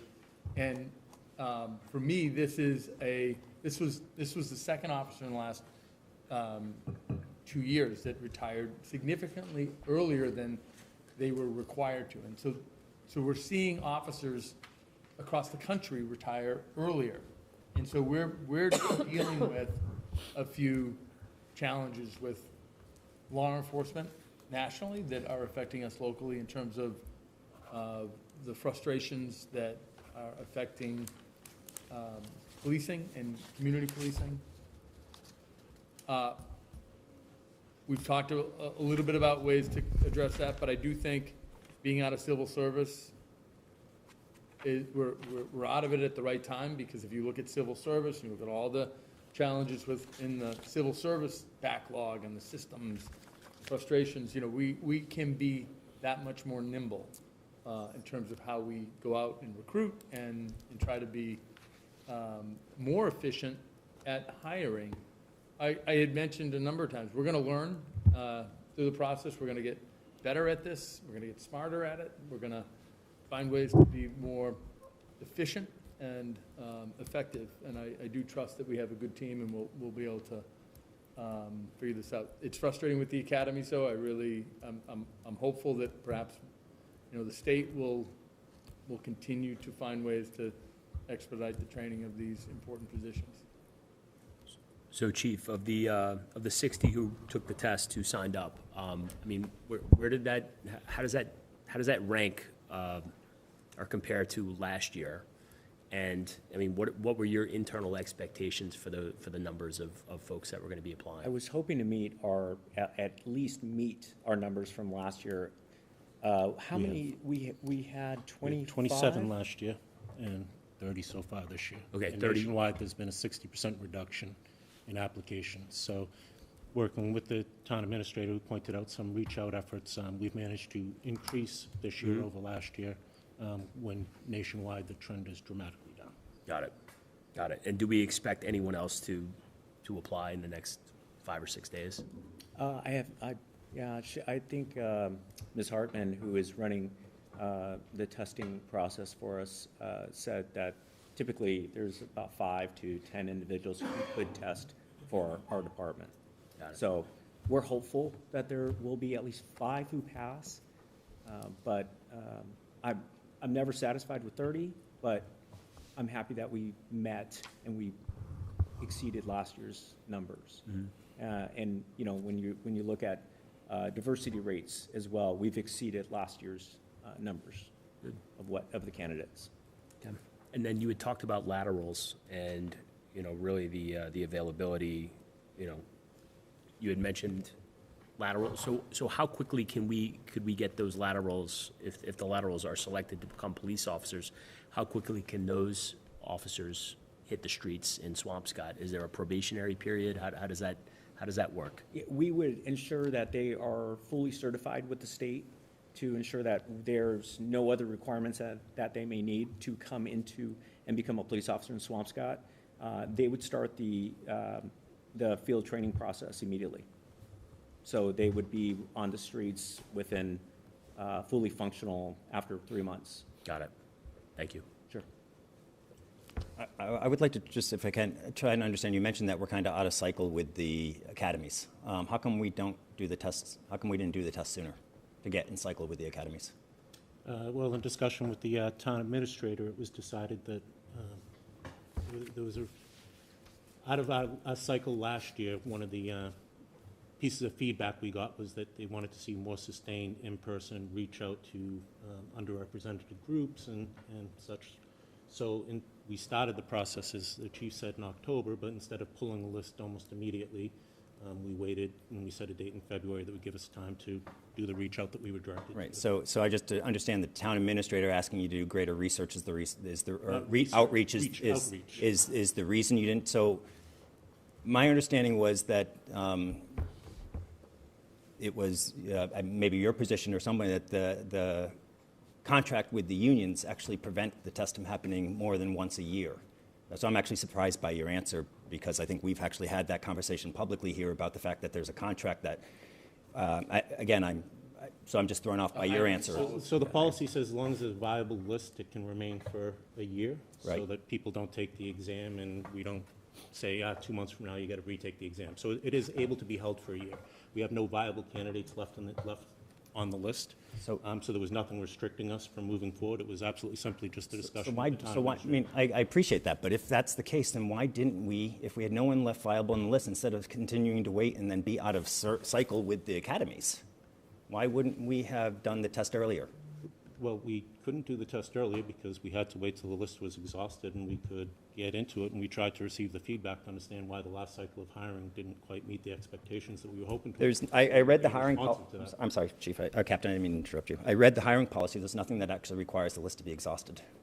What's that? I read the hiring policy, and I don't We see. haven't held it because the lists need to be exhausted. We delayed till this point because we were directed to delay.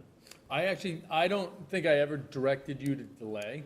What I have said was I wanted to see a more robust outreach. I have mentioned many times to Chief QUESADA and to Chief Kurz that frankly I wanted to advance another test. And I heard that, there was a concern that there may be some viable candidates, but frankly, when I heard that we had just a handful of candidates, I mean, these are complicated positions, and to have 30 doesn't give us a very robust pool. My expectation was that we would have perhaps hundreds. That's what my expectations were. And I mean, these are incredible jobs and amazing careers. And frankly, I look on MMA website almost every week, and I see community's advertising for police officers, and I don't know why we can't be that nimble. If we're looking for positions, let's post it up this week, and let's go, post positions when we need them. Let's fill them when we need them. I don't understand why we have to wait so long and create more structure around this. It almost mirrors the civil service kind of system. So I'm sorry, I didn't mean to get into that, because I'm more concerned about, does the hiring policy prevent us from being nimble enough to make sure that we don't end up missing cycles of academies and having prolonged variances? So we've been talking to you, but I can talk to Chief Archer as well, right? To that one, that hiring policy explicitly in black letter says, and that was agreed to with the union, I guess, not approved by this board or anything, but that the test can only happen once a year. And so I guess let me start there, since that hiring policy is like crystal clear on that one. It actually says, at no time shall the fire chief call more than one exam per year, period. Like, no ambiguity on that one. So I guess my question is, why was that needed? Because it seems like it's an impediment, because we are not hiring, and tell me if I'm saying this as a question. There are certain positions when we hire that are not specialized, that they are more general, and so therefore a pool of 20 applicants when you're looking for just generalists is sufficient. There's other things where you're hiring for jobs that either have heightened skill sets or require much more dynamic candidates. One would think a firefighter or a police officer, especially a police officer that's, within 4 months of being in the academy, is given a badge, a gun, and frankly, they're incredible powers, that we're looking for those more specialized people, right? Just their intangibles, right? Their ability to really be successful police officers in the true sense of 21st century policing, and more police officers that maybe have backgrounds in social work. Maybe police officers that have, or candidates or cadets that have backgrounds in mental health and substance abuse, things of that nature, because outside of civil service, we have that flexibility now. And we know, and I've seen the call logs, we know we have substance abuse problems in our town, just like other towns, and we know that we have domestic violence issues like other towns. So getting officers that perhaps came from a different background, right, that have a complementary skill set. So therefore, when we only have a pool of 20, the chances of us finding that person, that specialized person, is much less than if it was a generalized pool of applicants for a generalized position.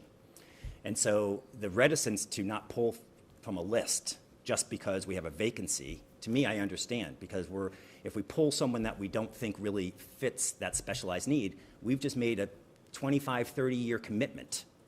It's a marriage.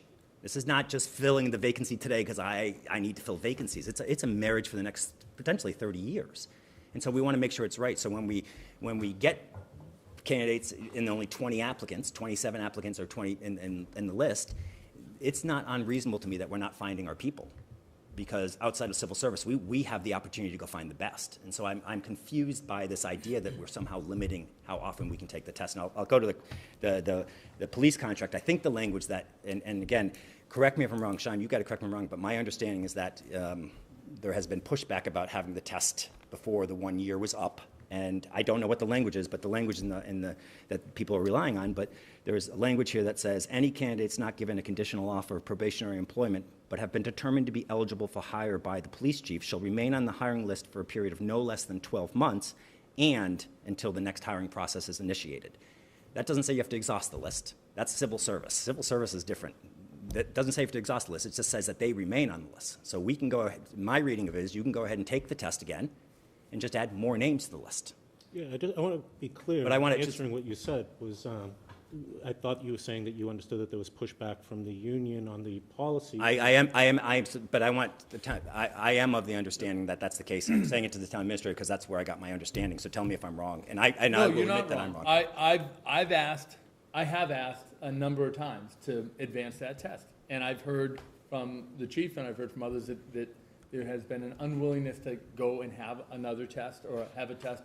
I've expressed concerns about having a test around the holidays. I find it absolutely a barrier to have a test either a month before the holiday or a month after the major holiday. I think it's hard for people to come up with $140 to take a test. And I have said many times, let's be more mindful about when we have these tests, and let's Let's do it more often if we're not satisfied with the pool. I want to be more flexible, more adaptable, and I've had resistance from that. So, I have Chief, had. I just, to Chief QUESADA, you're nodding your head yes, so I'm assuming you were part of some of these Yeah, we conversations. were. We were part of this conversation, and the pushback, and goes back to my earlier comment, what I stated earlier about all coming to the table is there was resistance from the union. I know my town administrator wanted to move on with a new test while we still had a couple candidates on the list.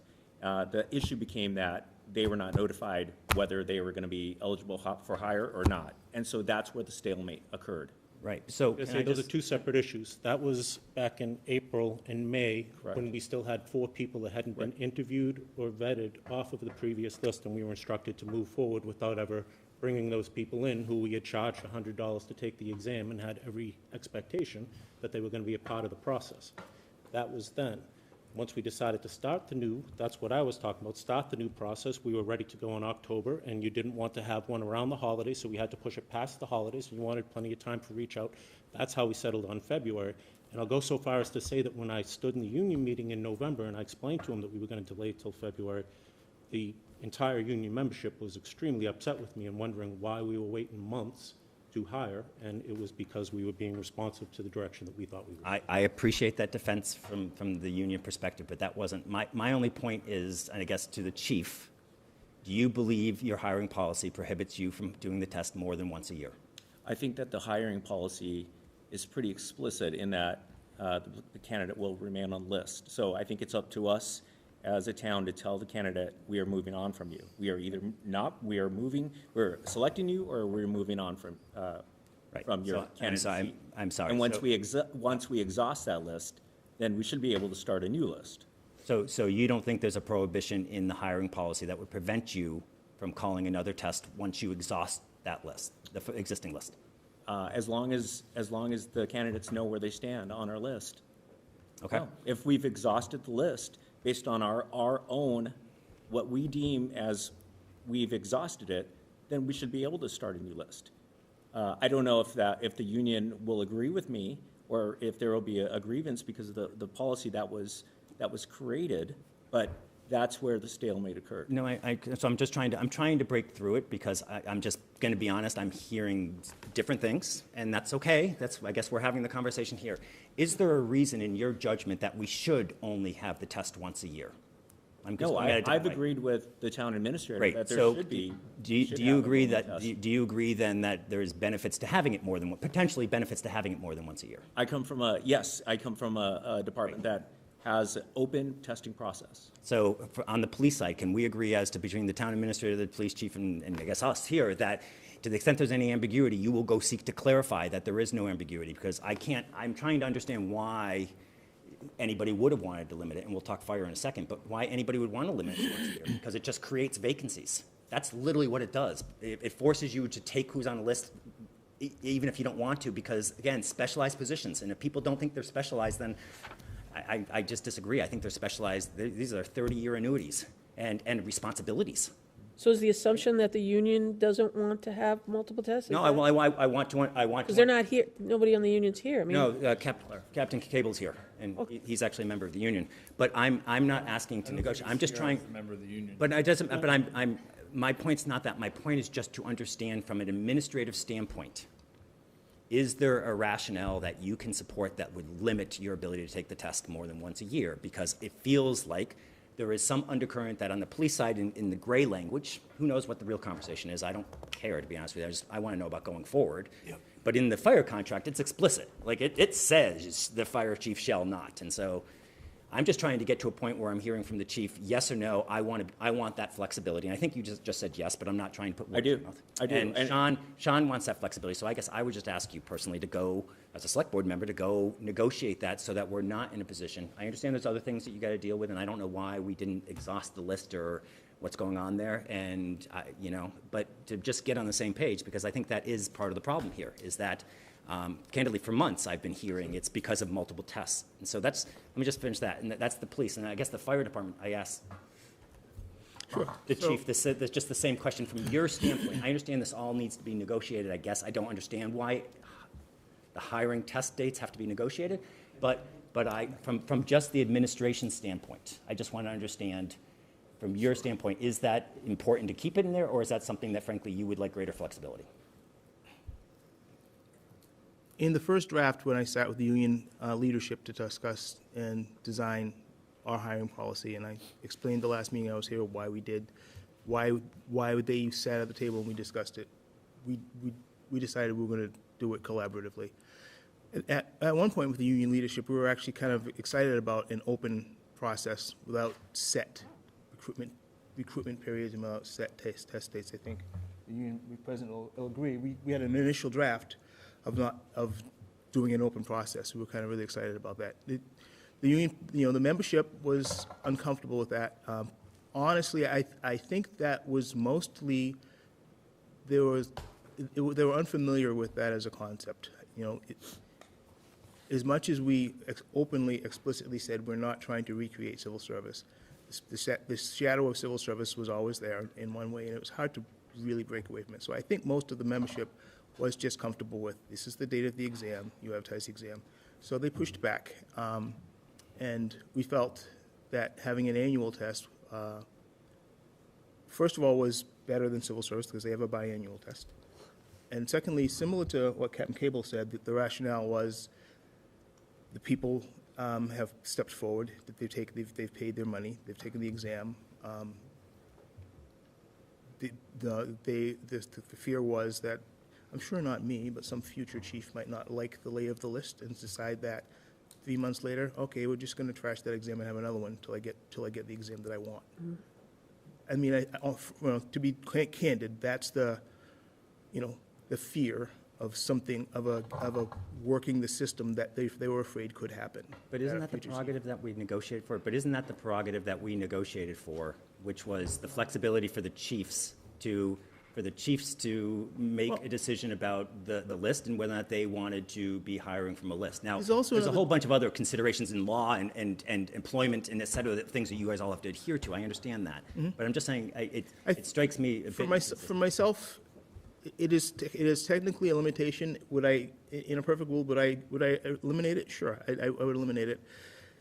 Having only done one entrance recruitment and examination, I don't have a lot of experience in doing it to draw from, but based on what we've had before, we're not seeing the same, I take Captain Cable as word, there's a 60% reduction in people interested in pursuing that career. That's not the case with the fire department. We typically have more participation. I have 140 people that have signed up for the exam, again, drawing on the only other experience that I had. Some of them won't pay the fee and show up. And then there will be, obviously, some will fail the written examination. But regardless, we have a robust pool of candidates. A lot of people step forward and express interest in becoming firefighters.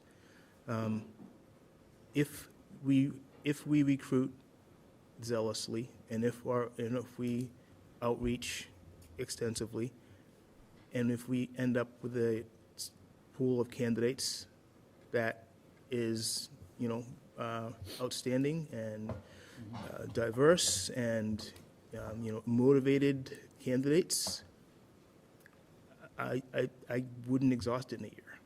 So the pool of candidates that we got the last time was actually pretty good. We could have kept going with that list, except it was more of an interest of fairness because there was some dispute with the qualifications for taking the exam, that it was my decision that once that was settled, that there were people who took that exam in good faith who became ineligible, and I didn't want to go through that list and cull people based on criteria that didn't eliminate them before. So I thought my decision was, in the interest of fairness, we needed to have a new exam. Absent that, I could have kept hiring off of the exam that we did have, and a year was not going to be a real hindrance for me. It might be a different situation with the police. It sounds like the police could blend their lists, kind of like what civil service is doing right now. So the year thing might not be an issue. I'm speaking out of turn because I'm not versed in your contract, but it sounds like you could keep the people that passed, have another exam, and blend them together. But Yeah, the point about the that's academy off the track. versus the timing of the academy and things like that is also a really good And, point, right? and for Something you us, guys there's no have to- academy track. The Mass Fire Yeah. Academy runs academies, Yeah. consistently. So I guess at the end of the day, all I'm asking for is getting, I appreciate that, and I appreciate that they're not completely analogous. There's different situations. I encourage you to get the freedom that you need to test when you believe that you are not going to find your candidates on the list that you have, because it feels like 23 was lost.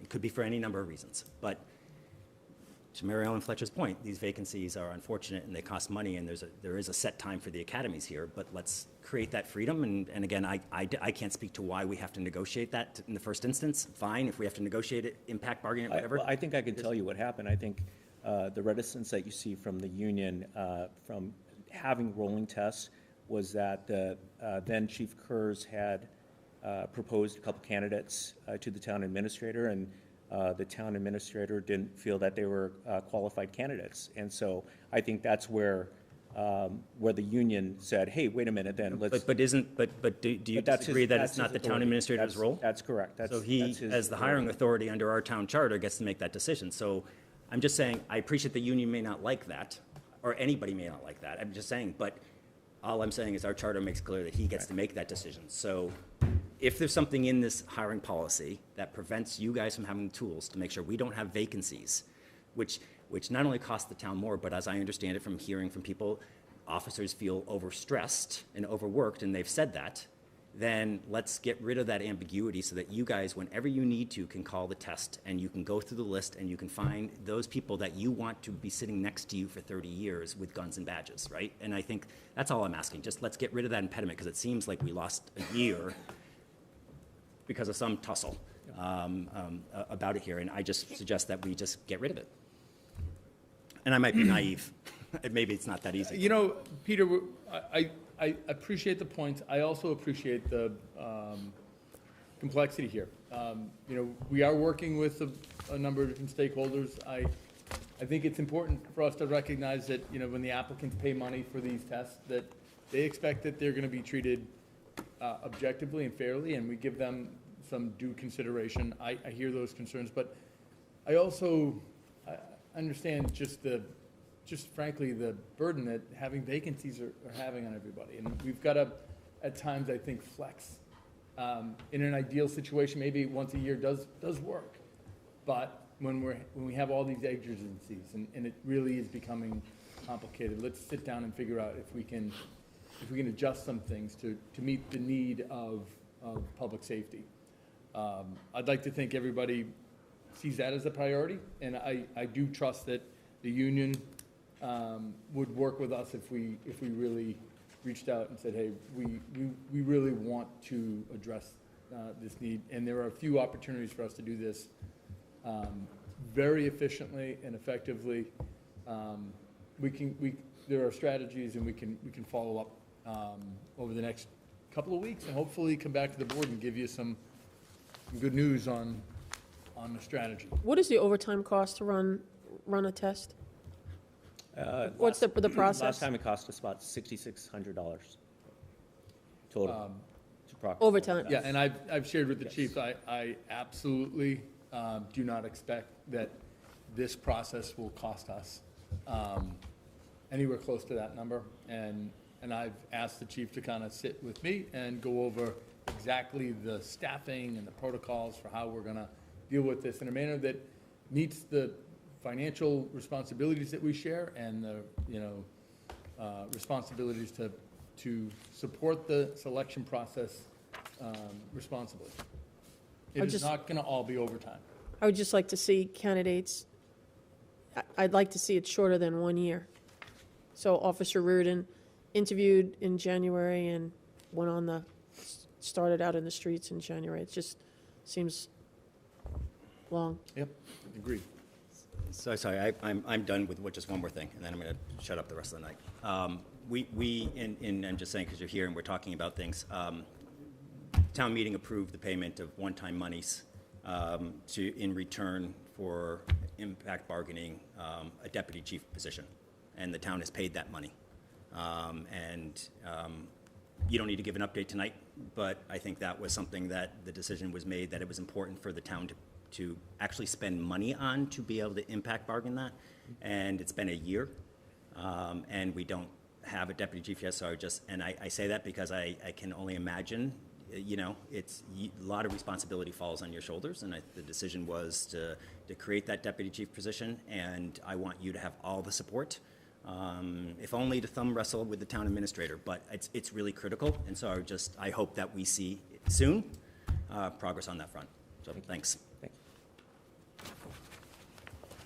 Right. I think I'd like to move on to talk fiscal '24, if that's all right with everybody.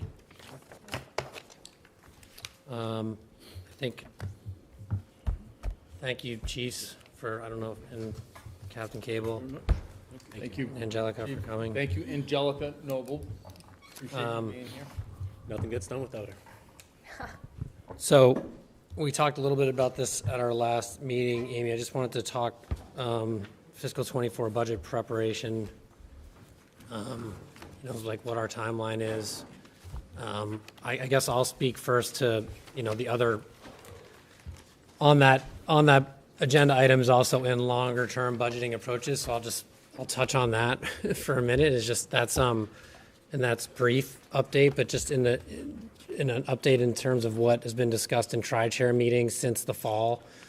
As you all, I think, are aware, I think last year when there was discussion about the budget, a lot of conversations between Finance Committee, Select Board, and the School Committee about trying to find a different way, led by our finance staff and the schools staff, to find a different way to figure out a different approach on budgeting, which may make it clearer, like where the costs are and who's paying for what. And so Amy worked on that with Martha Seibert, I think in the summer probably, and then throughout the fall.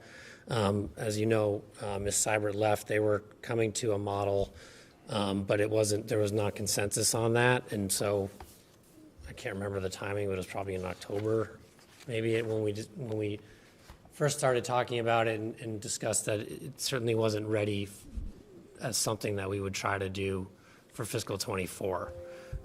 Then with the Martha Seibert leaving and Cheryl coming on board as the new finance person in the schools, it was also thought it made sense for her to come in and provide her input and what, her thoughts on it, which is happening now. I would say that without diving too deeply into the specifics of what's been discussed, and Amy, feel free to correct me or elaborate, but some of the ideas are the models that they've been basing it on is something that happens in other communities, which is that costs that tend to be, original one was costs that tend to be sort of volatile on both sides, go into a bucket of, I think they're being called like accommodated costs. So those essentially would be removed from the pie, and then the rest of the pie is split proportionally. That is not a model that we're necessarily considering right now, and I think Cheryl provided some good input on different ways that she thinks it should be done. So I just wanted to let folks know that those conversations are happening, and I think the idea is, Amy, I don't know if I think you mentioned this at the FinCom meeting, that, with the budget process, with the fiscal '24 budget process, there may be some modeling done to show what a potential model how it may be looked at differently when we're looking at fiscal '24, such that for fiscal '25, there may be something in place. Yeah, so the hope is that we are going to put this model live for FY '25. Throughout the FY '24 budget process, we're going to be plugging those numbers into various models to basically work all the kinks out, get everyone's questions as to how it works, what is equitable and what's not, and do that. So that way we're not doing it live for the actual budget. We have this entire year to work through it. The original model that we were doing, like Neil said, was an accommodated cost that had not only the shared costs on the town side that we pay for both the town and school, but it also included a couple volatile cost items for the schools, such as their out-of-district tuition and mandated transportation. When Cheryl Stella started, she and I went through the model to see, how she felt about it, what her experience was in other towns, and she actually reverted back to my original model, which was just the truly shared costs, things that both sides of the town are impacting, such as property casualty insurance, the debt, payroll taxes, workers' comp, health insurance, pension, and like the cherry sheet state assessments. So one model has all of those items coming off the top, and then a percentage split that's to be predetermined for how the remaining pot is divided. Those details are complicated. Yeah. Yeah, so I think it's important to say that none of this is like, in terms of getting into those details, we're not ready for that, but I thought it was important to provide an update on where these conversations have been, why they are where they are. Yeah, And then let people know that this is more something that's been recently, happening. Cheryl had brought up the model that they used in Ipswich, which was the community that she was in most recently. So I did have the opportunity to talk to the finance director in Ipswich. She shared with me the spreadsheet for the model that they use. She actually does consulting work as well, so she's implementing this model in Winthrop as well with their new town manager. The former town manager from Ipswich? Yes. Wonderful. And so the Ipswich model is similar in the way that the shared costs get split, but it is a 1-year split. So if we were to do this for FY25, we would genuinely take the dollars that the school health insurance is and put it in their budget. And they have to pay their portion of the health insurance bill. We take the actual dollars from the town general fund for payroll taxes for their portion and put it in their budget. It's a 1-year adjustment. After that, any swings, so if health insurance rates go way up, they're paying for all their own bills. So it's not an every year dollar for dollar transfer. It's a 1 year, and then you both figure it out from there. So that was kind of the model that TriChair seemed more in favor of. We're going to model out both of them and see how they work. And I'm going to continue to work with the finance directors in other towns who have these models as we run into questions or kinks that I'm anticipating that we will run into. And how does this help the Swampscott taxpayer? It helps in terms of it protects the general fund from the swings. So basically, instead of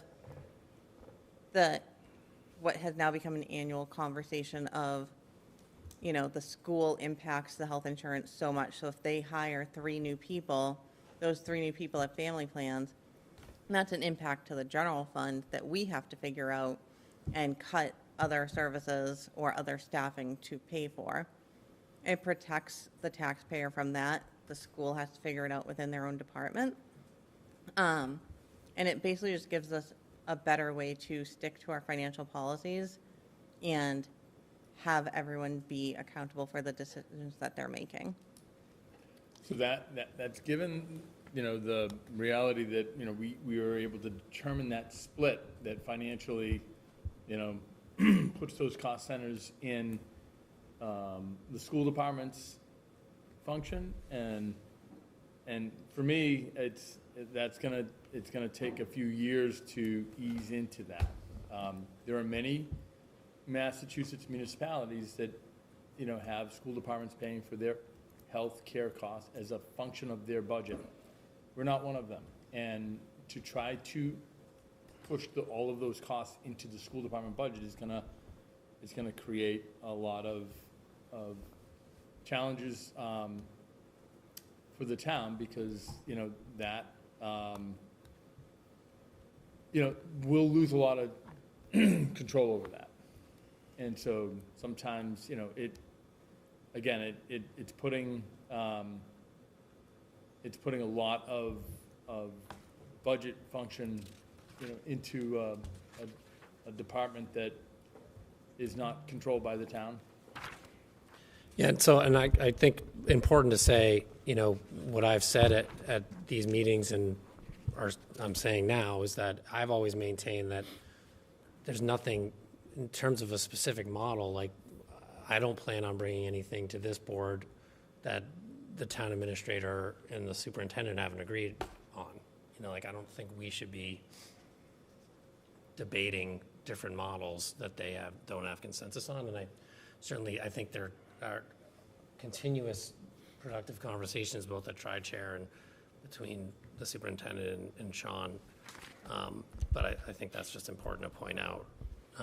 So I think that's really all there is to update there. I think in terms of helping the taxpayer, I don't know about financially if it does, but I do think a different model would maybe provide clarity as to where costs are coming from. And I think that it's a little hard for people to follow as it is set up now. Well, I think that's Amy's always helpful. Amy's point in saying that if it's your budget, you might think twice as far as adding X amount of people, adding additional people. Because if I'm adding additional people and I don't have to worry about, I'm only talking about my own company. If I'm going to add people and I don't have to worry about paying for their health insurance or their benefits, I'm going to be like, yeah, They're a lot add. So if I have to think about it, which I do have to think about, I do think twice about it. I think maybe baby steps to get to this. I mean, we've talked about, we do have a number of very successful intermunicipal agreements with the superintendent for facilities, for some of our, shared services. We have, the DPW does do some work to help clear out their parking lots. We do a lot of work for the school department, and we should. Where we cost that out, where we charge it out, if we really did a true cost allocation, we spend a lot more on the Swampscott Public Schools than most people realize.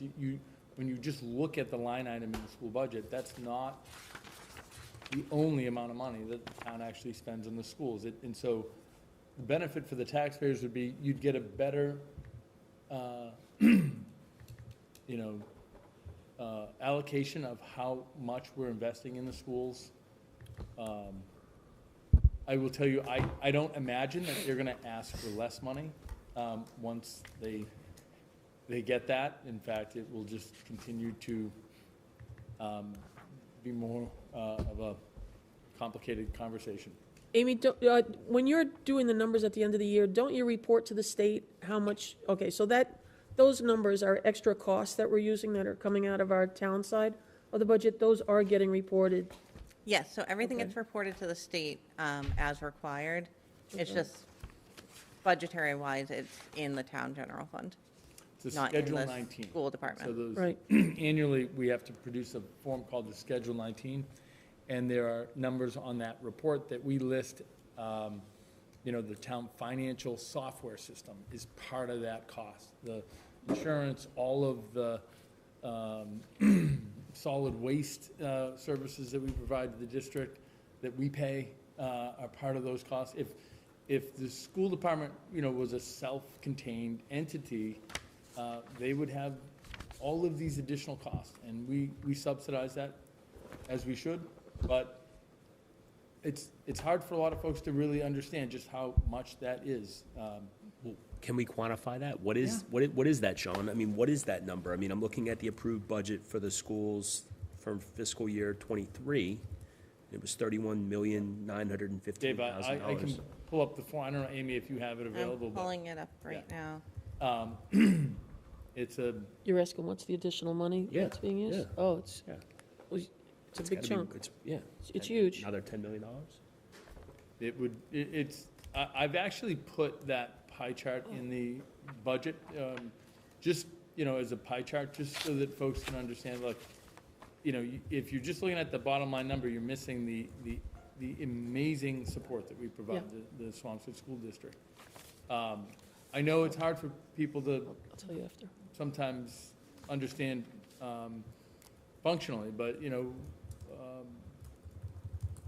the time and effort, we spend as an administration on the new school, or this,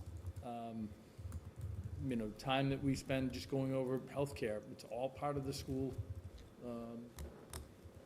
responsibilities as well. You got it? Yes, so on the Schedule 19 end-of-year report for FY '22, it was a total of $9,450,532. That was inclusive of the staff time for the accounting and treasury office, their portion of the annual audit expense, IT, financial software, rubbish and trash pickup, snow and ice removal, DPW field lining, the retirement assessment, their portion, active employee health insurance, retiree property liability insurance, car insurance premiums, other insurance premiums, school resource officer from the police department, workers' comp, employee separation agreements, unemployment, admin annual fee, Medicare taxes, school bond principal, new high school debt principal, and then the interest for the corresponding debt and the Essex Regional Vocational Technical School. What about debt service on, say, the new roof, things like that? Yep, so Did you say that's debt lumped service? in the general, like, school bond principal. Okay, We just broke out the new high school debt separately. okay.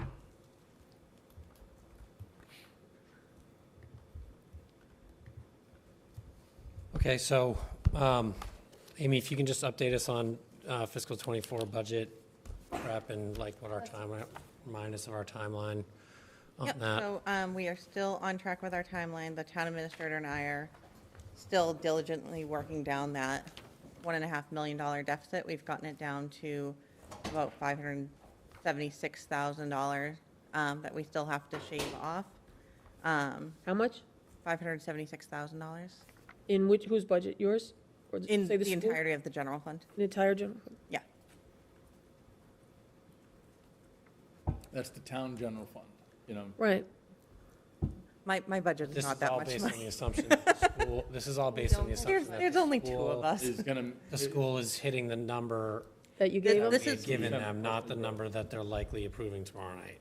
Yeah, the number that's in here is the 2.6% that we had given to the school as guidance. Right, but based on their last meeting, it sounds like the budget that they will be approving is over that number. Well, they're looking for a 2%, budget that's going, they're looking for, I think they asked the superintendent to go back and to write a budget that would, what she would need to Right. do the job properly. No, I know it was on their direction. I'm just saying, I just want to make clear that the $1.5 million that you're trying to shave off of on the, I'll just say on the town side, is assuming that the school budget is hitting the number that we had given them to budget to, Right. and that the school budget that will be approved tomorrow night, unless something happens tomorrow night that we're not Yeah, so anticipating. So the is going town to be over administrator's that. budget is not required to put in the school Right, committee's vote. understood.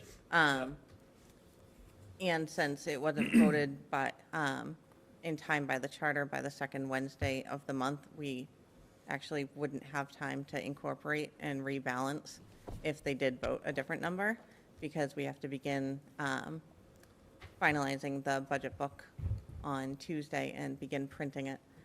So this is the $785,000 increase to the school budget, not the additional, I believe their last presentation was an additional like 582,000, so that would have been an additional $1.2 million increase over last year. Right, okay. So that presentation, we will be doing that initial presentation on the budget on March 1st. Yes, so that will be the town administrator's recommended budget. I believe the discussion was to do it as a joint FinCom meeting. Yeah. So that it's presented to everyone at once. I'm wondering if Diane, maybe we think about doing that in the senior center. Maybe better setup if we're doing a joint meeting with FinCom. So it's not like.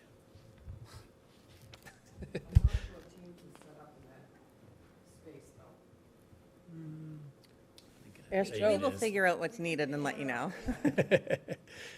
Joe, is Teams set up Joe, over can we there? do Teams in the senior center if we do a meeting in the senior center?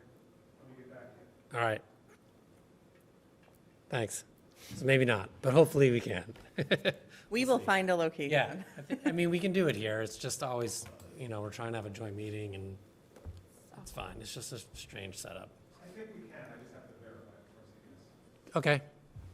That's where we did it last year, right? We're We on did some Zoom. meetings there last year, but I don't know. We were on Zoom last year.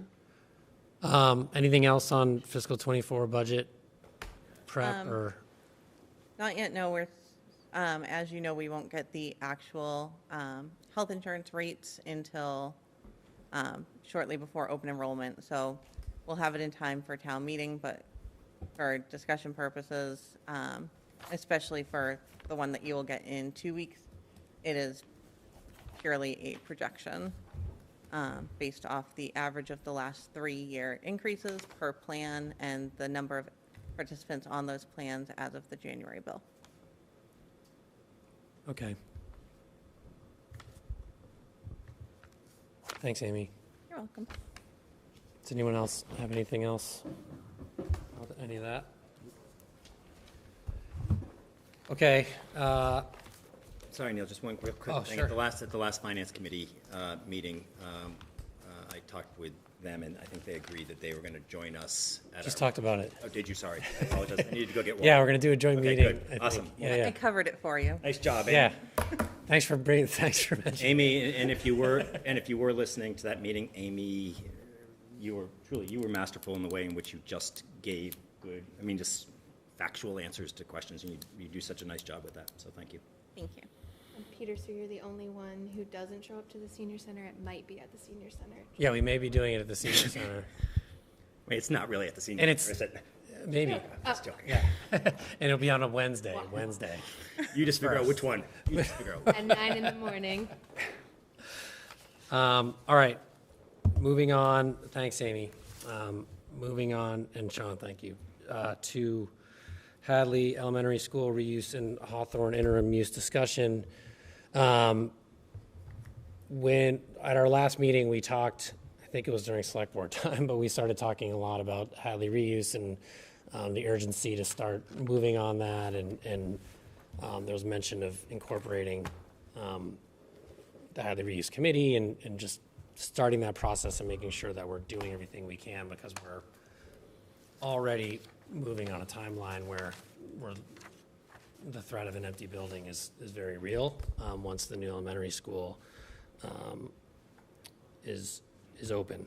So I think that, Peter, do you want to add flavor to some of what's happened since that meeting? And Sure. I think that it was started by Katie asking a question that was a really good question, which was, now that we have added Hawthorne to the conversation, does that change the view, or how does that influence the view of the Hadley Reuse Committee? So Neil and I sent out an email to each member of the committee to ask them 3 questions.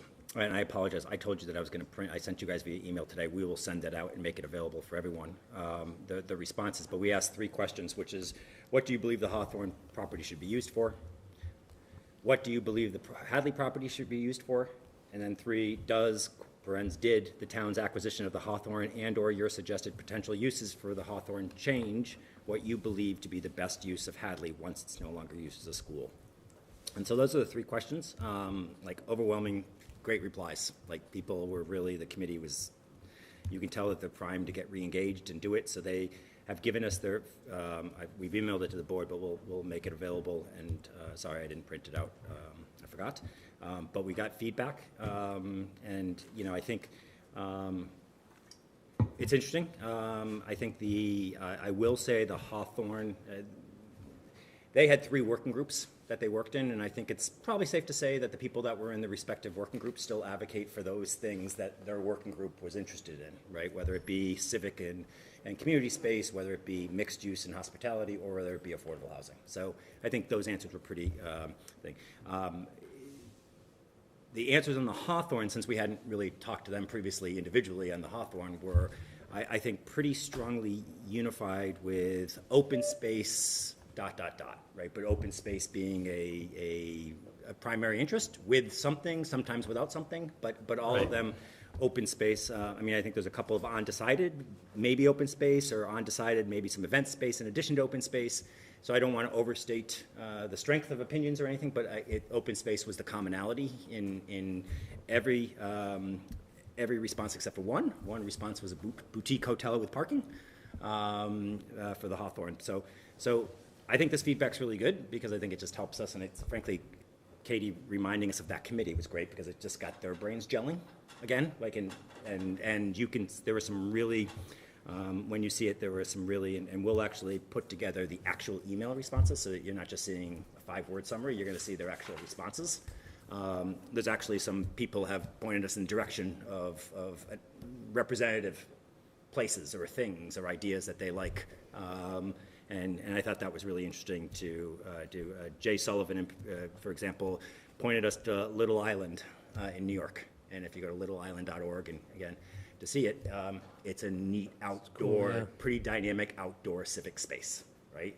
So it was good. It was really at the beginning of that. I think what Neil and I have talked about in between last meeting and this meeting is... Can I just say one other thing, though? One other sort of overall interesting piece of feedback that we didn't get was like, now that the Hawthorne, there wasn't a different idea. I mean, everybody was saying the ideas that they had already come to, the conclusions that they had come to. Nobody said, now that the Hawthorne's there, we think Hadley should be an ice skating rink or something like completely different or out of what they had already decided. So, and they all seemed, as Peter said, these were very thoughtful responses, like they had been thinking about this and thought about it. So I thought that was helpful to understand. Yeah, that actually is a good takeaway. I'm sorry, I didn't. No, it's okay. Sorry. And again, like I said, on the open space for Hawthorne, there was everything from mixed use with commercial, recreation, retail, hospitality, and open space to open space being the leader, right? But open space was the one common theme in all the responses. So it really just had to do with whether or not it was paired with mixed use buildings, it was paired with cultural space or retail space or food trucks or food plaza or those type of ideas. So I thought it was interesting. So what Neil and I talked about was, and I think, Neil, correct me if I'm wrong, on the March 1st meeting, having a more robust, am I making this, I think I'm we talked earlier today. Yeah. But I think on our March 1st meeting, having a more robust conversation about next steps, and Neil and I are going to follow up with some of these members just to get further information, ideas from them, but to come to the table with some more specific ideas for next steps, just as we played out and as we talked about it pretty impromptu at our last meeting. June of 24 is going to be really, really fast, and the building's going to have downtime no matter what, because we're going to have to reposition the building no matter what the use is. It's going to have downtime, so it's really now, we're already at the point that downtime is assured. So every month that we take longer, we're just adding another month at least of downtime. So it's just really to our benefit to responsibly, but accelerate our decision. And I think that probably leads a bit with us more openly discussing, what we think, and what our ideas are as well. And with the idea of seeing if there's some formulation of something that we feel comfortable taking to town meeting in whatever form. I have no idea if it's zoning. I don't know if it's an RFP. I don't know if anything. It depends on where our conversation goes. But is it something that we should be working towards the May town meeting, going back to town meeting and certainly giving an update, if not asking them to approve something or give us some feedback on something. So I think the March 1st meeting we'll set the table with a more robust thing and then just give us an opportunity to share ideas, including the interaction between Hadley and Hawthorne. Right? Where's the planning board in all this? Well, the planning board's passed, I can't answer that question. I will tell you the planning board passed an overlay district years ago that includes the Hadley site. So I think the planning board, in terms of planning initiatives in the town of Swampscott, this is actually one of the most current planning initiatives that they've done. So again, there's a representative from the planning board on the Hadley Reuse Committee. I'm just noticing now she is actually one of only 2 that didn't respond. Yeah. But we can certainly ask them. But again, they've rezoned it a few years ago with an overlay district that I assume expressed that planning board's ideas about what they think the future of should be, but we certainly can engage anybody and everyone in the conversation. But Neil and I thought it was just prudent for us to have a more robust conversation where we can start openly deliberating amongst ourselves, just to see if there is something we want to advance in May. We said we were doing an RFI. What did we say at the last meeting? Well, we didn't, we said doing we could do, something? you can do We it. talked about a possible RFI for the Hawthorne interim use, I think, was. Yeah, Oh, that's what it the was. Hawthorne interim Yeah. use, so, The sorry, interim yeah, use, so okay. Marzi is continuing to work on that. So Okay. Marzi is an avid watcher of select board meetings, and so that night she started, that night she said she had already started, so like she's working on that interim use thing. For the Hadley, that's something we should talk about when we meet on the 1st, which is it an RFI, is it an RFP? What kind of backup do we want to support any ideas to test its viability, to see, what's possible and whatnot? And we should put all that on the table. Neil and I will do some homework, so we're gonna feed the dialogue with some prompts, if you will, just to say, this is what we think if we're, doing this or this, just to lubricate the conversation here and make sure that, like, we're shooting on all cylinders. But it was good. The conversation we had last meeting during select board time was really helpful, because it actually got us. Kicked us into gear. Yeah, it kind of kicked our butts, let's be honest about it, but it was good. And so that's just foreshadowing what our next meeting will include. Yeah. And again, we will consolidate all those comments and give you the actual emails from Right. people so that you have them. Right. Okay. So that's that. Moving on to the consent agenda. Our consent agenda tonight has one-day liquor license for the Historical Commission for their event on Friday, March 3rd. Also, one-day liquor license for an event at the library, common vics and entertainment license for Renzo's Pizzeria, and also minutes from our meetings of 3/3/22 and 2/1/23. Is there a motion to approve the consent agenda? So moved. Second. All right, any further discussion on the consent agenda? All those in favor? Aye. Aye. Aye. Great. Town administrators report.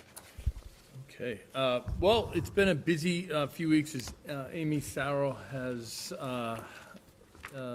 let us all know. We're in budget season, and so lots of discussions about priorities. I really want to thank our department heads for going through a number of different scenarios. We did ask them to forecast a very conservative budget, a best-case budget, and a reasonable budget. And so we've been going through trying to get to a number that really works. Over the last few weeks, I've had a staff meeting over at Reach Arts, and really impressed with some of the improvements in the basement of Reach Arts. At some point, we probably should have a meeting over there just to see the new kitchen and the resource area that they've been able to create in a town building.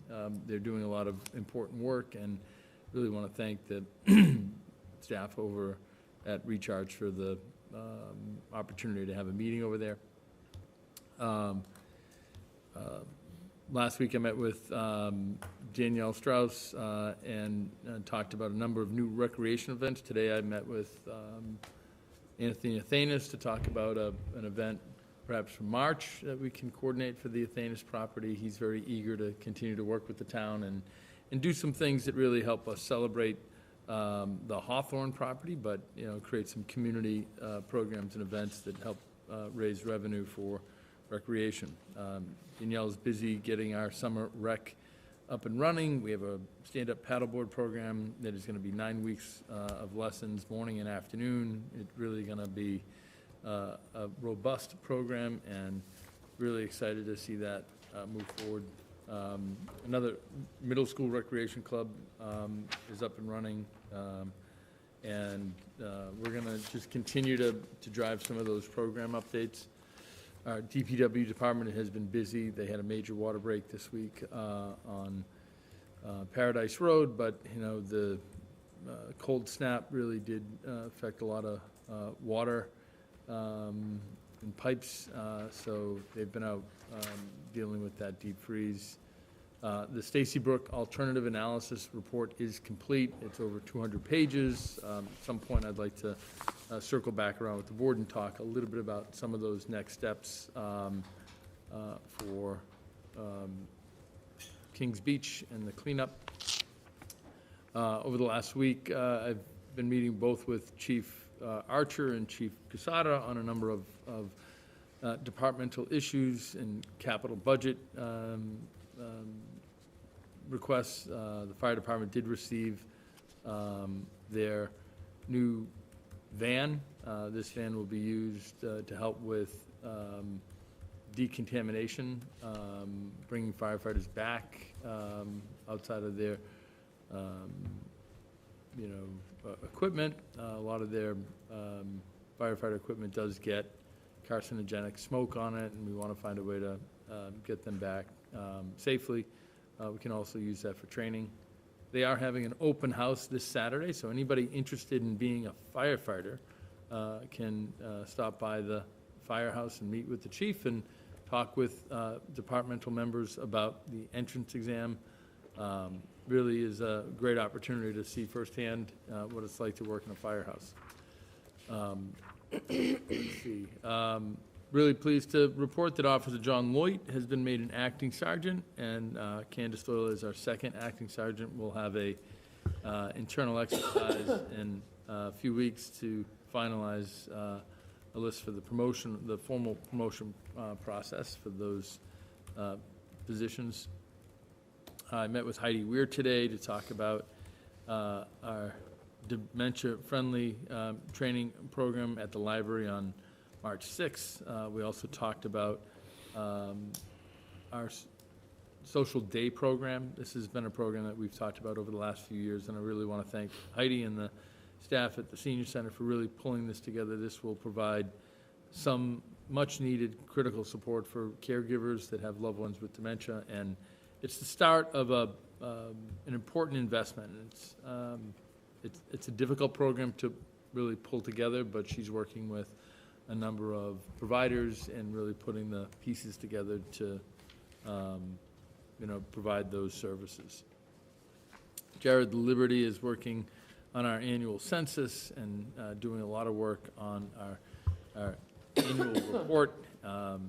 He has been working with Pete Kane to create a database so that our bylaws are easily accessible on our website. I want to thank Pete as well for some of the work on the website. After our last select board meeting, Pete Kane did work with Diane, and they went through and made some much needed updates. More to come, but I want to thank Pete for really jumping right on that. The planning board or community development department did have a public presentation on an update for our housing production plan. This is some fascinating information, really does kind of highlight the gaps between affordability and where we really need to focus some of our attention to make Swampscott that much more of an affordable but inclusive community. The planning board will review that presentation and report in March, and then we'll see that sometime later before we send it off with comments to the state. Last week I did meet with Max Casper to talk about some of the issues that we're addressing with the work for the new school. I really want to thank Max for his outreach. He's been working with the neighbors. We have a neighborhood meeting tomorrow to talk a little bit about some concerns that have come up with neighbors. These are meetings that we've already scheduled and that we'll continue to schedule to just meet with neighbors and help them just have an opportunity to speak with us about concerns that they're having. Thank you, Diane, and thank you, Joe and Pete and our department heads for helping us transition over from Zoom to Teams. Amy forced that change because of financial responsibilities that we have, and again, change is never easy, but this was one of the easier ones, and I really want to thank everybody for pulling that together. I'm sorry that I have to report that after 50 years of service to the town of Swampscott, Peter McCarriston has tendered his resignation. I can't say enough wonderful things about Peter. He has been absolutely there when we have needed him most. He has helped us get boilers in elementary schools back in operation. He has helped us address all sorts of operational needs for the town. In no small way, over the last few months with Jim Sams and Pete McCarriston, finding time to, hang up their service to the town, we are going to be certainly in debt. We are going to work on a way to try to celebrate those careers and those individuals in a way that really helps others just see that this is an honorable profession, honorable way to spend your life and your time serving others. These two exemplify public service better than anybody I have worked with, and I really do think it's important for us to find some time to recognize them properly. Let's see. I did get a recommendation from the Board of Assessors. They met yesterday to interview a number of candidates. I'll be working with our HR director and our assessor to review that. Jeff Vaughn is working on our recycling grant. Part of this grant requires the town administrator or the municipal CEO to encourage everybody to recycle and buy recycling products. So I would hope that you would all buy recycling products. And I mean everybody in Swampscott. It's important for us to create a market and to use our budgets to really help support a renewable economy. As I mentioned earlier last week, I met with Anthony, today I met with Anthony Athanas. Very pleased to,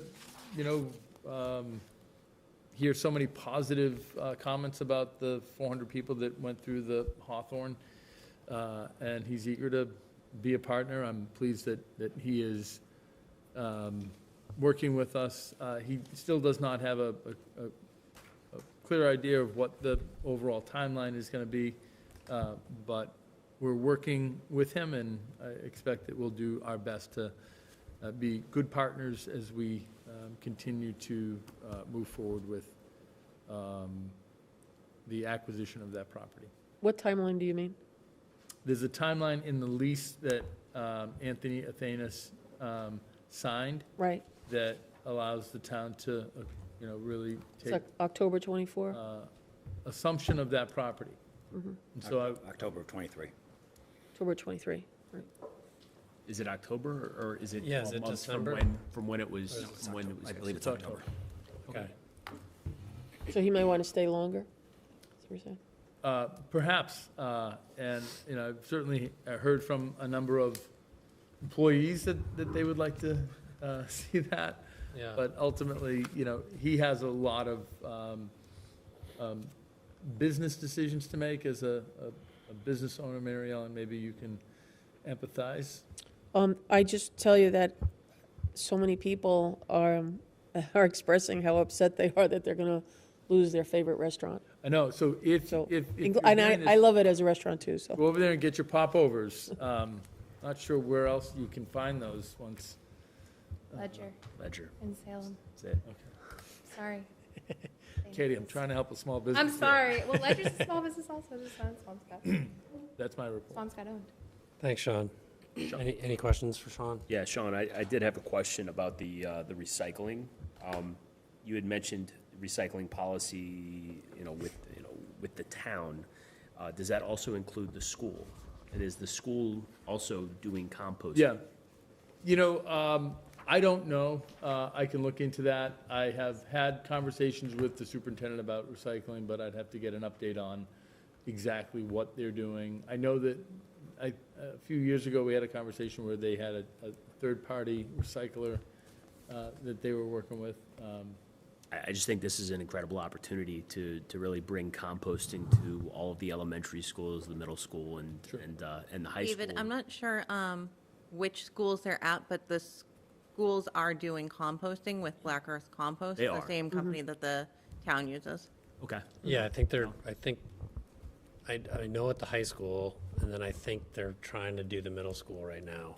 And Max is very involved with that. Yes. And recycling as well? Yeah, I just know the composting because I see the invoices. Okay. Thank you, Amy. My observation doesn't lead me to believe that we have enough recycling barrels on school properties, but I Right. certainly, can follow up with the superintendent about, a more enthusiastic program. Thanks. Anything else for Sean? Select board time.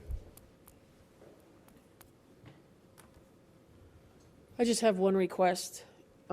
We get information the same day we're walking in here. Get information on Mondays. I really need information. Can we get information before the weekend? Sure. Can we just plan ahead and get it out? I mean, I can't, I don't know about anybody else on this committee, but I can't stop in the middle of the day and read things and be prepared the way I'd like to be prepared on the same day. We will make efforts to be better about that. Sometimes, there are just some busy days, and I apologize that we don't get this out all the time in a consistent way. But Yeah, I think, it's our goal. there's a lot of work that happens up until the end of the day on Thursday to try to get everything to everybody before the weekend. And I'm the same way. I want to look at it too. But there's a lot of time between the end of the day Thursday and Monday and Wednesday when we have our meeting where there are going to be updates and there will be new information. So, I can just say, I do think everyone's making a pretty concerted effort. And I do think that pretty consistently there have been packets that have been almost complete, sent out on the weekend, before the weekend. But I don't like to see things, for instance, the information on Hadley that Peter and I sent out today. I think the last response that we got from one of the members of the committee was this morning. So we actually didn't have that information until today, but I don't want to delay the conversation, right? So I think there's a choice to make. So I totally agree with you that we need to have information as soon as we can, but I also think there are challenges to that are out of our control, and I don't think we can put off some of these conversations. I would just like to say that in regards to this topic, Peter, I want to apologize for my frustration earlier with you. Part of that is having not had the information in enough time, I did not feel comfortable asking all the questions that I would have asked prior.